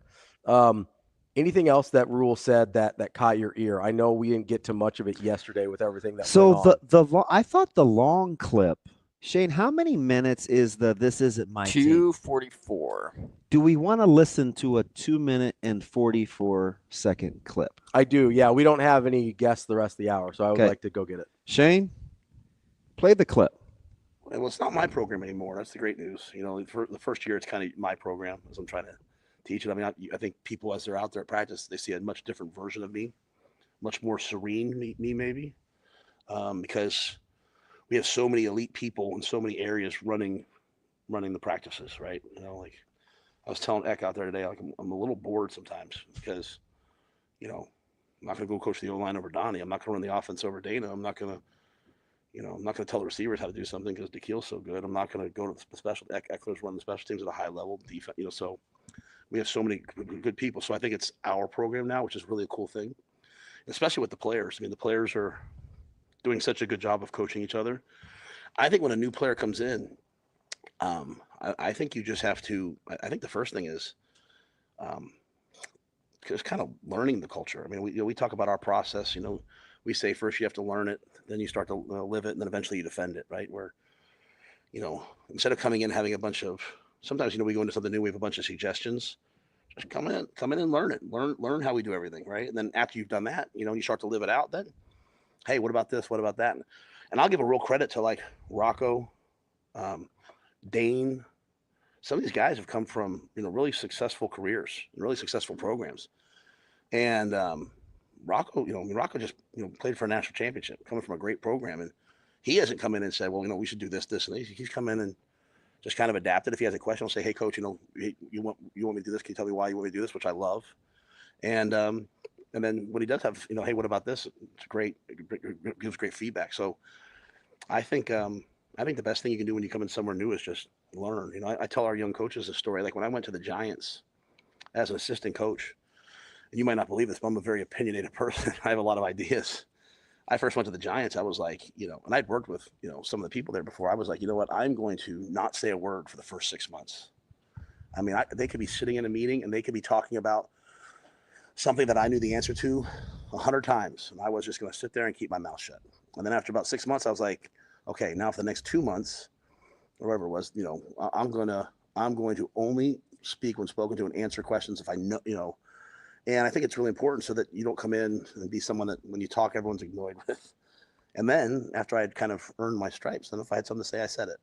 And I've liked that approach from all the staff coming in. I've liked that approach from all the players coming in. They've all done a really nice job of just, hey, how do we do this? How do we do that? And then, you know, they add a lot of value now. Interesting, right? Yeah. So much in there where he's not just talking. He's certainly not talking to us. No. He's talking to his players and he's talking to his staff. Coaches, yeah. Right? And he kind of intimated this in, was it January or February? It was like, you know what? We just need to be quiet. We just need to shut up and go to work. Mm-hmm. Just go to work. Stop talking. And I just felt like he's not quite handing off the baton, but he's in like the second leg of the relay. Yeah. Where it's like we're getting to the point where you don't handle a Hardley Gilmore situation the way they did without it quickly not being within what everybody else deems okay. Mm-hmm. 2 years ago, a player may have gotten away with some of that stuff and could potentially have been a starter. Yeah. Sure. Hypothetically. Right? Like, yeah. You're to the point now where that's not a thing. So when I ask you, do you think the handing off of the baton is too soon? As you listen to it in its entirety, and I go back and listen to it, maybe it's not handing off the baton so much as he's saying we're learning how to do the relay. Yeah, so I think the beginning of that statement is probably a little overstated, where he says it's not my program anymore. Like that part is probably a little overstated. Well, it's not my program anymore. That's the great news. You know, I think it's less hands-on. He kind of went to describe, you know, not being in certain position groups and not being as hands-on. The player empowerment of yeah. When a new guy comes in and he doesn't know, like he's not resetting the culture. Yeah. I always would give the example. Especially when he's coming from a good place. I would always give the example of Shane letting eggs settle before you add ingredients, or when you add ingredients to a very neutral, a very neutral or bland tasting thing. Be careful about when you want it to take over. Yeah. Right. Sometimes you got to let the eggs settle. If you don't, or you can have too much green pepper, or it's too oniony, or you be careful with garlic. You know what I mean? Yeah. So I think when you're evaluating when you let players have some say-so and when other players are comfortable having other players have say-so, it's critical. It is absolutely critical. I do wonder if you want to continue to establish your culture. I do wonder too, if we're saying, he's talking not to us but to his players and coaches. Like, do you think the Rocco Spindler story is meant to land on someone else's ears too? Which part? Hey, he came from a really good place and he's not trying to reset the culture. He's coming into ours. Because there's some coaches and some other players that came from really good places. Mike Eckler came from Tennessee. That's a really good job. I mean, maybe. It would be hard to think when you have an answer like that. You don't have some particular things that are on your mind. So I don't know. And I just thought Eckler, he's the first guy I thought of that came from a really good program. Obviously, you had, Terry Braden's coming from Kansas City. That's obviously different, but really, great program. Yeah, I don't know. And then you have players like, Elijah Pritchett coming from Alabama. You got a lot of guys coming from other schools that Johnny the Pig said, could any of these be seen as rule creating a buffer zone for some of these concepts and coaches that maybe he's still evaluating? That's not how I took it. Well, it's not my program anymore. But I agree. So what do you mean by buffer zone? But I could see it as common language builds in accountability. So yeah. At some point, these are the things that I adhere to. I've been saying them out loud in terms of modeling what I want. Where do you fall on this spectrum? So I could see that. That might be a little too. So my initial thought when he says buffer zone, I think of distancing himself from decisions so he doesn't have to take accountability. Or buying himself time till he makes the decision. Maybe. That's fair. So I didn't take it that way initially. That's certainly an option. I do think the common language can create a buffer between him and everyday decisions because he doesn't have to make every minute decision. Yeah. Right? If he knows, hey, my job is to set the culture and to put people in a position to be successful, then I don't have to go and make every single decision along the way. I can trust a DeKill Shorts or a Dana Holgerson or a Phil Snow or a Philip Simpson or whoever to make decisions within their own purview. Because we have a common language, they understand my expectations, so I no longer have to be as hands-on, as micromanagey over those situations because I like where it's set. Yeah. I can go focus on recruiting and other things to build up the program in other ways. I thought that was I wanted to go back and get that because I think that's going to kind of set the pulse. And I don't try to make a habit of parsing through everything. But that was so generally topical. Yeah. And he stayed on it. I think it's very, very important for this team going forward. And I think it's fair, a few weeks. I think it's very important. A few weeks ago, he told us he's very careful about what he says. So if he stays on something for 3 minutes, he probably there's probably something there. Yeah. Right? It would at some point we have to believe what he tells us. And if he tells us he says things intentionally and in a specific way for a specific reason, and he stays on something for 3 minutes, we should probably pay attention to that thing. Yeah, I would concur. All right, coming up next, see if there's any maybe Major League Baseball you want to bet on today? I don't know. You don't know? I'm happy. So did Nebraska get their point guard in Jamarcus Lawrence? They got, let's talk about that. Let's talk about Jamarcus Lawrence. Let's talk about transfer portal here in the state of Nebraska. Creighton, Nebraska. My Euro guy finally came in officially. And remember, he gets masked back. They do get masked back. Let's talk about roster construction here in the state of Nebraska. What were you going to say, Shane? You second place finisher, you? That's DB. I'm Ravi. Lulla, Hurrdat Sports Live coming up next.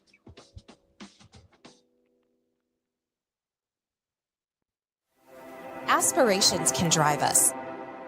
Sometimes a simple gesture is what fuels the pursuit of a dream.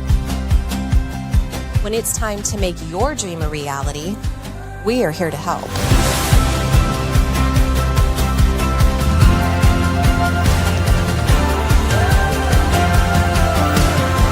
Centris Federal Credit Union. We are where you are.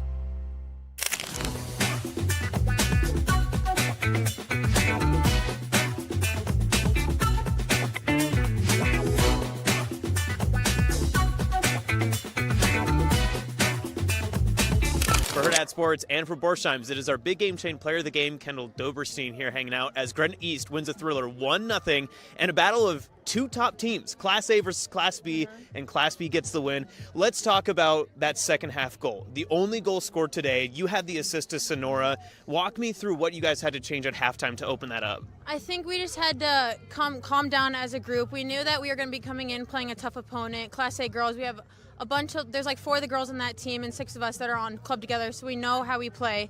So we just had to build around that and work together as a team to make sure that we can pass around and get what we need to get done. And then how about that connection with Sonora? That was a beautiful pass you put right in the middle, a header by Defini. How do you guys make that connection through all the hard work you put in through the offseason? Sonora's always there. We're best friends. We've been together for the past 4 years playing club and high school together. We have that connection. We know where each other want the ball mostly 100% of the time, so we just have to trust each other to be able to get the ball to her head. So this #1 team in Gardner East stays undefeated. How do you use a win like this to continue on your run this season? Hard team, Lincoln Southwest, great team, great girls, but I think we just have to use the motivation to get to the state championship and make it to state once again. How do you not overlook some opponents moving forward? Especially, some people called this the game of the year. How do you kind of keep that focus then? We just have to stay calm, work hard. Again, great team, great girls. Just have to use it for the next games. Well, congratulations on your win, and Borsheim's has your own big game chain. You get to keep this one. Congratulations on a big day. Thank you.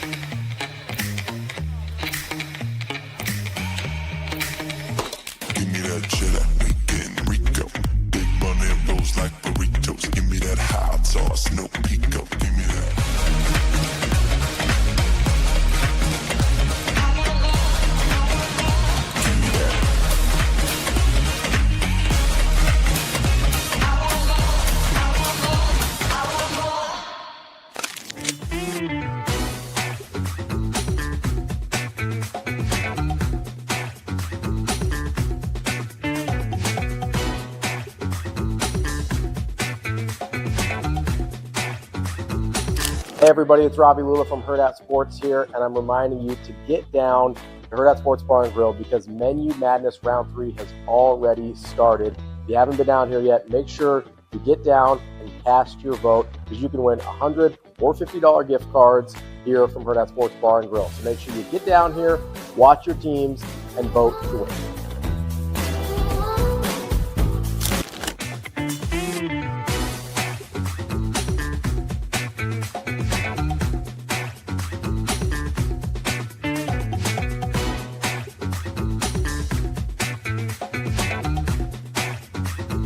Joined now by the new head coach of Creighton Volleyball, Brian Rosen. Congratulations Thank you so much. on the position. Just what went into this decision for you? And I know you had other offers on the table as well. Yeah, I just continue to go back to there is no place like Creighton as far as a university, as far as a volleyball program, a volleyball fan base. My family really wanted to be here, and so every time we had an opportunity to look or consider another place, we continued to go back to, why would we want to leave, and continue to talk to Coach Booth and to talk to Marcus, if there was ever an opportunity, where would I fit? And Marcus continued to tell me over and over again, I'd hire you in a heartbeat. And so to have that support, and Coach Booth always supported me from day one, telling me you're special, you're going to be great. One day, you're going to take over a program. And I didn't think it was ever going to be this one. When I took this job, I thought she had 20 more years in her. And so this is surreal for sure. But this is a dream job for me.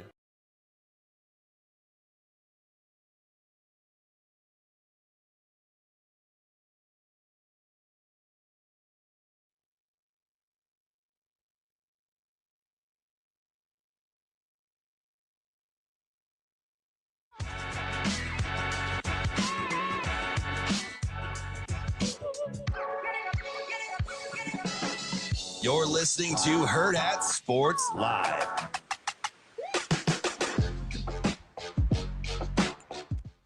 Welcome back, Hurrdat Sports Live. That's DB. I'm Ravi Lulla here at Hurrdat Sports Bar and Grill, reminding you, if you're looking for a new car, your road to a new ride starts with Centris Federal Credit Union. Consistently voted best in Omaha for auto financing, their team of experts is ready to get you into the driver's seat. And, you know, if maybe a motorcycle or a recreational vehicle is more your style, they've got you covered there as well. Make sure you get to centrisfcu.org to talk to an expert about your options, federally insured by NCUA.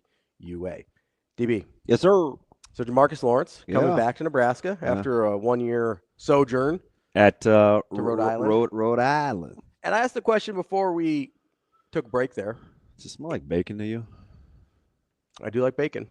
Smells like bacon. Although they did say that means the grease traps are backed up. So I don't know. There's so many people here. Are they making breakfast for the little meeting? And ooh, maybe we can go get some breakfast. Get some bacon. I can loiter. A little breakfast sausage. Stand around like a vagrant. A little breakfast sandwich.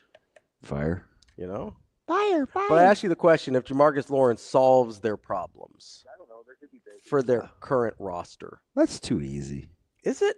Yeah, I mean, the answer is no, but that doesn't mean it's not a good addition. No. Solves to me is like finite. Okay. Is he? Does he help? Yeah. Sure he does. Yes, he's an upgrade over what they had at point guard this year for sure. Yeah. With Jamarcus Lawrence, with Oogie Boogie, with Price Stanford. That's our guy Oognes from Central Michigan. Oogie Boogie. All right. I don't know if I could say that. I think isn't Oogie Boogie the guy from Nightmare Before Christmas? I never saw that. Oh, okay. Not a big. The only Nightmare show that I saw with that in the title was On Elm Street, and his name was Frederique. I think it's pronounced differently. Kruger? Is he French now? Oui. He might be. You never know. So we started with Spanish. Now we're on French. No, what would you like to see them? So they got Price Sanford, you got Oogie Boogie Man, you got Jamarcus Lawrence, you've got Connor Segan appears to be coming back. Where do you want to see them focus their attention now? Everybody's going to want to say this, but I think they can, if Mass can still initiate offense. Yeah, you got Mass coming back. And Lawrence can handle the ball some. I'd like a 3-and-D. Oh, okay. So more of I'm trying to think of an example here in recent memory. I want a little bit longer athletic wing. Like 6'6"? Yeah. Athletic wing, but not necessarily a shot creator? Nope, doesn't have to be. Okay. So you don't need a Bryce Williams replacement? No. Okay. Because you're not going to get a 1-to-1 replacement. And I hope that with Sanford and Segan, if he's in the starting lineup, and you get somebody that can initiate offense other than one of those two, they can play a little more free and get you buckets. Okay. That's kind of what I envision. I wish I knew what they wanted the offense to look like. So you're hoping they won't be as reliant on it doesn't have scoring. to be off the it doesn't have to be off the bounce. ISO. Yeah. Okay. I can buy that because if I'm sitting my hesitation is the thing that you just said. Yeah. I don't totally know what they want the offense to look like. If I had some level of trust that they could put this thing together in a way that didn't require a one-on-one scorer, I'd feel a lot better. But we haven't really seen that from Hoiberg at Nebraska yet. There's typically been a guy that was capable of just beating his man off the dribble, and that's how they got a lot of their points. Right. Now, last year was maybe not this year that we just How far completed. do I have to go back? 5 years? 6. Okay. Now, I would make the argument that last year's NCAA tournament team was the closest to that because Casey wasn't initiating a lot of his own stuff off the dribble. He was more than he was the year before, but that was the closest. So if you're going to go more into that, maybe. But that's, again, 1 year example versus the other 4 or 5 where we've had a lot of ISO ball. I'm still going to go. You know the easy answer? What's that? Would be a guy like Gary that is going to hit an open shot too. Yeah, a little bit better three-point shooter. I almost said a Gary-like, but he doesn't make enough threes. You know, it's kind of where I got the 3-and-D from. but a little like scrappier, Yeah, tougher, a little grimier. a little more Houston-y. Yeah. Yeah. Would be ideal because I think they're gonna need a certain degree of toughness. Sure. Yeah. What do you do with Bear K? Wow, that wasn't even a punchline. I was gonna say drive him to the airport, but I don't know. I don't know what you do with Bear K. Drive him to the airport. He was only a sophomore, so do you try and bring him along and try and hope that he can learn how to be rink masked? What kind of development do you think you're going to get from Frager? I have no idea, because Nebraska hasn't really shown that under Hoiberg. Like, development hasn't really been a thing. You mean from guys that they've recruited? High school recruiters. Okay. High school recruiting guys. Because Bryce Williams got better. Casey got better. Yeah. Transfers, there's been some development with multi-year transfers. As far as high school recruits, it's basically non-existent, right? Yeah. So I have no track record on that to fall back on. I don't know what to do with it. Well, I think they like him. Sure, yeah, I think they should, but I don't know what that means. I better not forget about him too soon. Yeah. Liking him and being able to get him where he needs to be are two different things, though. Oh, okay. Because they might be invested and still not have the path to get him there. No, I understand. Yeah, 100%. Whereas if I, switch. I like the Lawrence edition. Oh, I think it's an upgrade for sure. I like the Lawrence. I'd like it more, like you said, if I knew what they were trying to do offensively. Maybe you just do have rink masked being college poor man's Jokic, and that's what you're trying to do, and that's fine. I saw an algorithm the other day. This guy that does basketball impersonations, he did Jokic, and it was so incredibly funny and totally diminished like what he does at the same time. Yeah, but it's like a little accurate. Oh yeah, I mean Jokic has no comp. I did that the other day with one of your favorites. That means he's not. Actually, you like him more than you should. Carmelo. Oh, I do love Melo. Tread lightly now. How So you gonna hammer my man? I wasn't today? hammering him. I was the other day when we were having our watch party. Yeah. Rico was here, and Rico's big. Was I here? It was after you left. Oh, okay. And it was you kicked me out the club. You left on your own accord. No one kicked you out. I was kicked out of the club. Well, I was here past 3. Yeah. So it was right after you left because I was getting up, and I ran into Rico. It started at 11. It did, yeah. That was a long time. That's an incredibly long time. We're out here, in public when every seat's filled. So are you like closing time guy there, Ravi? I mean, were you here all the way through? No, I was only here about an hour after DB left. But I ran into Rico, and so I was doing he brings up Melo pretty much every time I see him. For some I got reason. Rico on the front end, and so I was giving him my Melo impression. I thought a really good impression of Melo's scoring ability. There's a lot of pivots. There's a lot of shoulder down into the guy. Back up, a lot of pivots. Wait, I'm not going to get into this with you.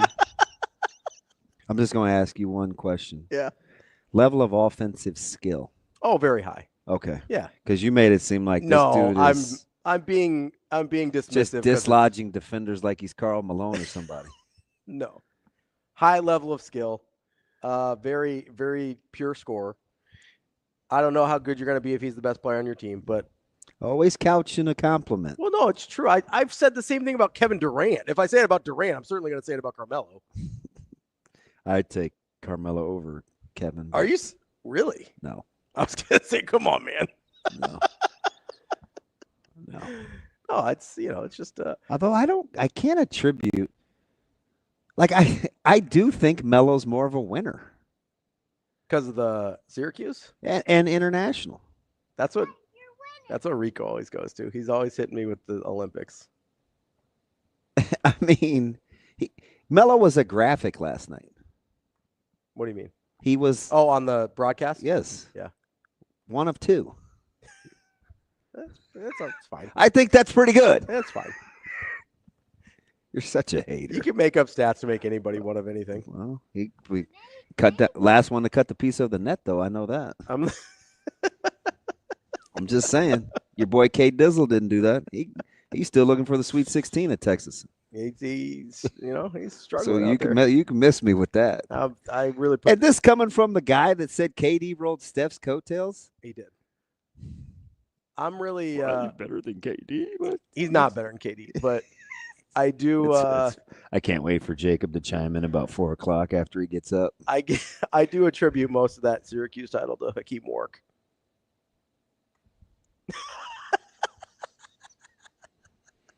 Hey Shane, now's a good time to cue the music. You just over me today. I'm gonna need at least 3, and make it 3 minutes. You don't even need a clock. You know what that feels like. You need 3 minutes of music here? If it weren't for that, if it weren't for the block in the corner, we're not even having this conversation about Melo. Block! You're welcome. Wow. You just out here just I low-key did love Hakeem Wark, though. I was a big Hakeem Wark guy. just saying anything out here. We out here, right? Yeah, but not going to dictate my behavior. TK, we'll see if we can get to some bets for you. I know you still are as degenerate as ever, so we'll see. He likes baseball too. I'll give him a stone cold. See if we got any winners today. Steven Austin. At some point, we may talk about my guy Alexa Dimitrievich, the new Euro big. Here, right? For Creighton. We out here, right? Here. More Hurrdat Sports Live coming up next.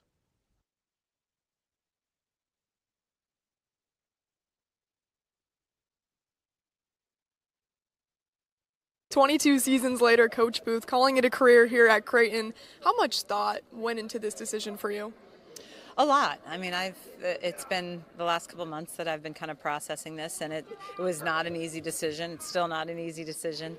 But I felt like if I was going to take on a new challenge, the timing's right. The infrastructure here at Creighton, I think, is set up to continue to have great success, and that was really important to me. How confident are you in Brian Rosen and him taking over this program? Brian is fantastic. And I don't say that people in the industry know he's a great recruiter. Our players know he's a great trainer. But what the rest of us know is he's a great human. He cares about the student athletes as people. He's a good communicator. He is a phenomenal coach. And then coupled with the fact that everyone's going to stay with Angie, Adam, and Caleb, I think the program is really set up for success.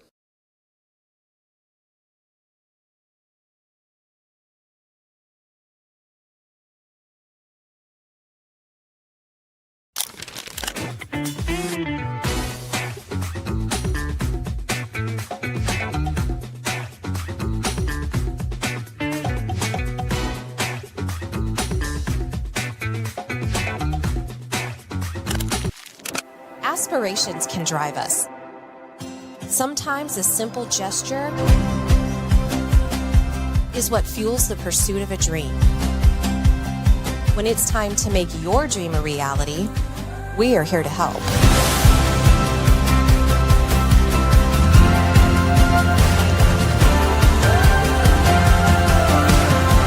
Centris Federal Credit Union. We are where you are.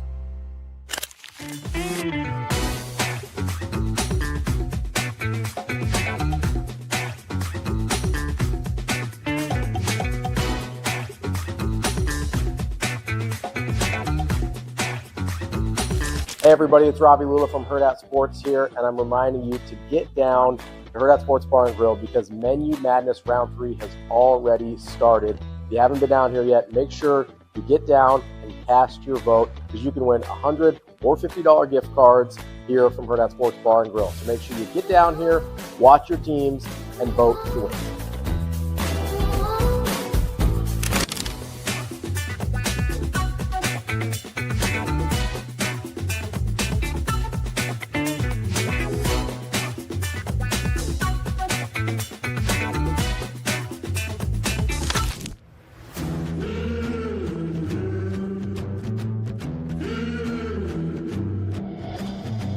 The Mizuno and Oklahoma State softball story is a story of growth and success.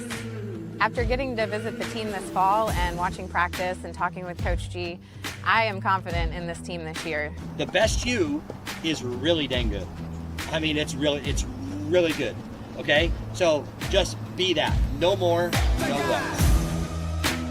Lightning in my fingers, and I'm nice on my feet. Heavyweight big swinger, got you saying double while we're counting to 3. Mizuno and Oklahoma State softball are built for big moments. Brace yourself.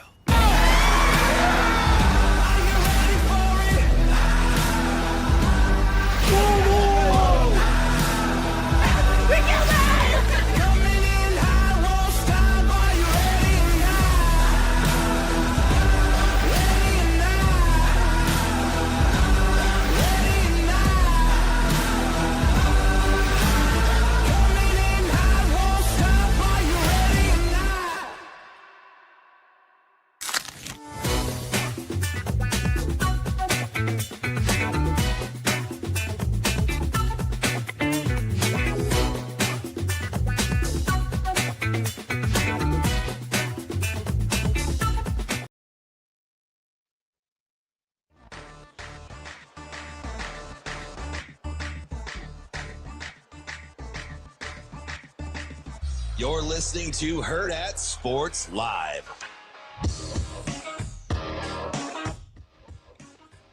Wrapping up the show here on a Tuesday, Hurrdat Sports Live. That's DB. I'm Ravi, Lulla, and I'm reminding you to give my friends over at Midlands Family Urgent Care a call. It's 402, in case you're out of the area, 810-9494. I've already lost 30 pounds, and they can help you as well. It's fast and it's easy. They've got FDA-approved medication to help you lose weight. If you've got some stubborn areas you're working on, just not getting it done with diet and exercise alone, give Midlands Family Urgent Care call, 402-810-9494. DB, you have any winners today? Just one. What do we got? I want winners. Well, so do I. I just was thinking about the lawsuit, though, something that I missed about the collective bargaining agreement. Oh, I was thinking about Mike Singletary. I want winners. Because they're going to have to table that. Yeah, it didn't get approved yesterday, and there's some contingencies, I think. Here's the right word. I'm just going to say this. I am definitely not the smartest. But you guys were kind of laughing at me. No, I'm not going to build a straw man argument. I take that back. You weren't really laughing. Okay. But how many times did I say, how are you going to do this unless collective bargaining comes first? I asked everybody. Yeah, hey, yes, Mitch, like collective bargaining has to, like you have to do this first. Mm-hmm. But everybody made it seem like this was eons away from. What's the first thing that Claudia said? What did Judge Claudia say? So there were a few things that got brought up. Number one was this thing covering future athletes. She had a real problem with. She had a real problem with the immediate cut down to 105 for football. Did that surprise you? No, because it's the most logical thing ever to taper this off. Rather than to cut walk-ons for no good reason. Yeah. Just let their eligibility expire and say you have 4 years to get to 105. That's a reasonable agreement. Saying, hey, you have to like they shouldn't be held to a 10-year deal. Yes. However long but a taper makes sense there. And then there was a third thing that's escaping me right now. So she's the roster limits, collective bargaining, didn't like the 10-year limit. She did not want to acknowledge or give consent to the rules part of the settlement approval. Mm-hmm.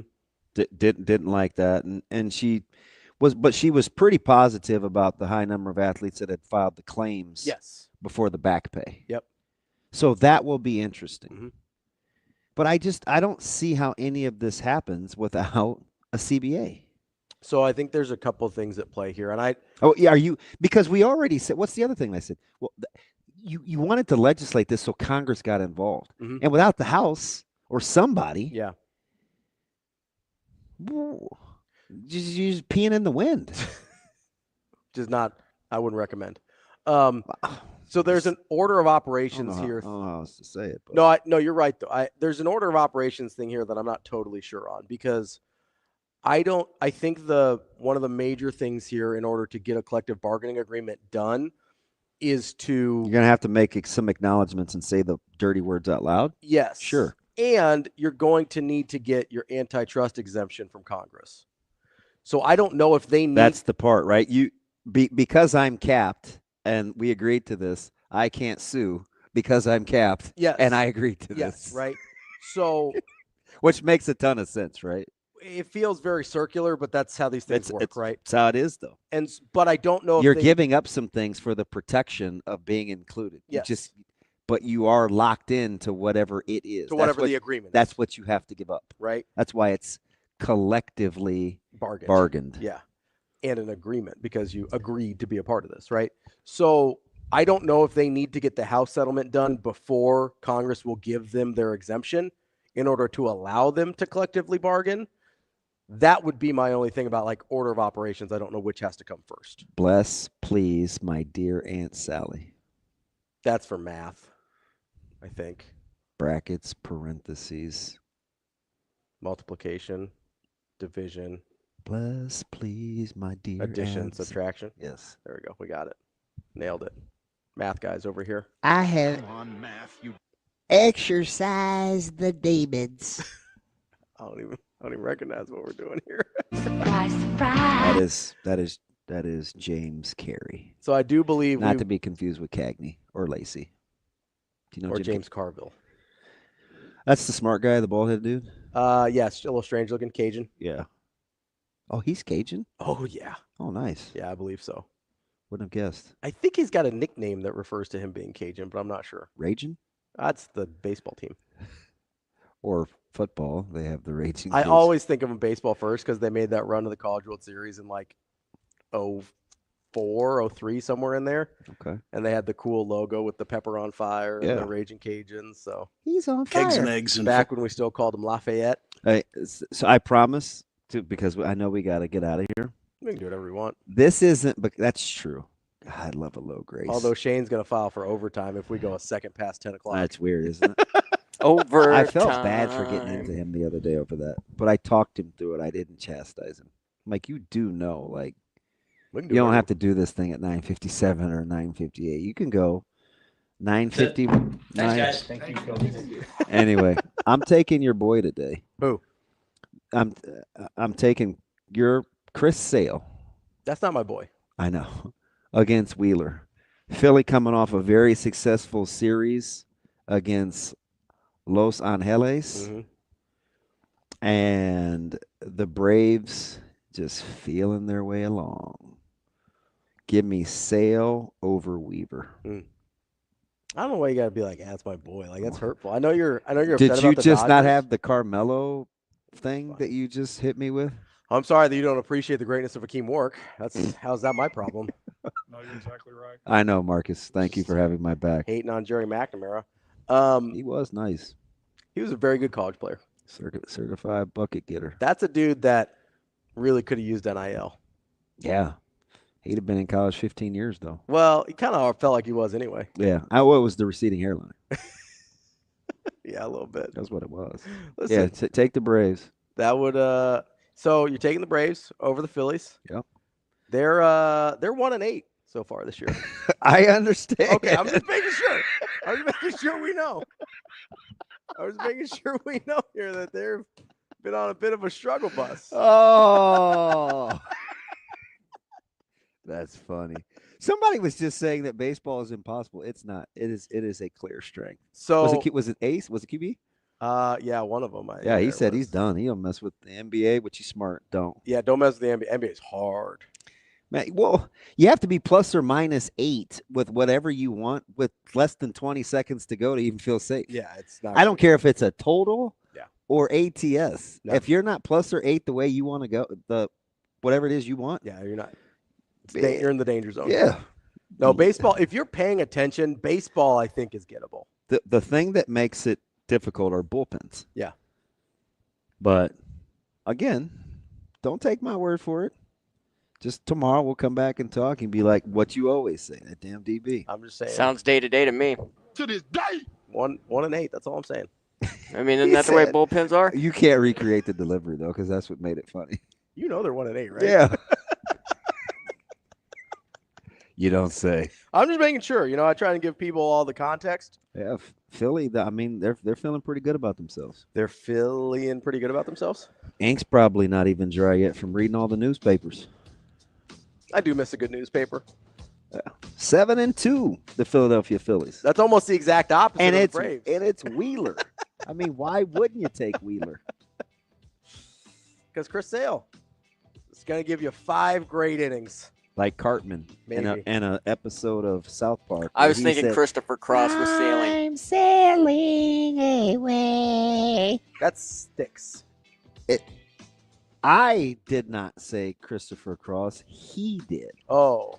I was Christopher impersonating. Cross isn't Sticks, though. Christopher Cross will make you jump. I was jump. impersonating Cartman. I don't even recognize what we're doing. It's funny. We'll be back tomorrow. See you. Have a good day. Love you.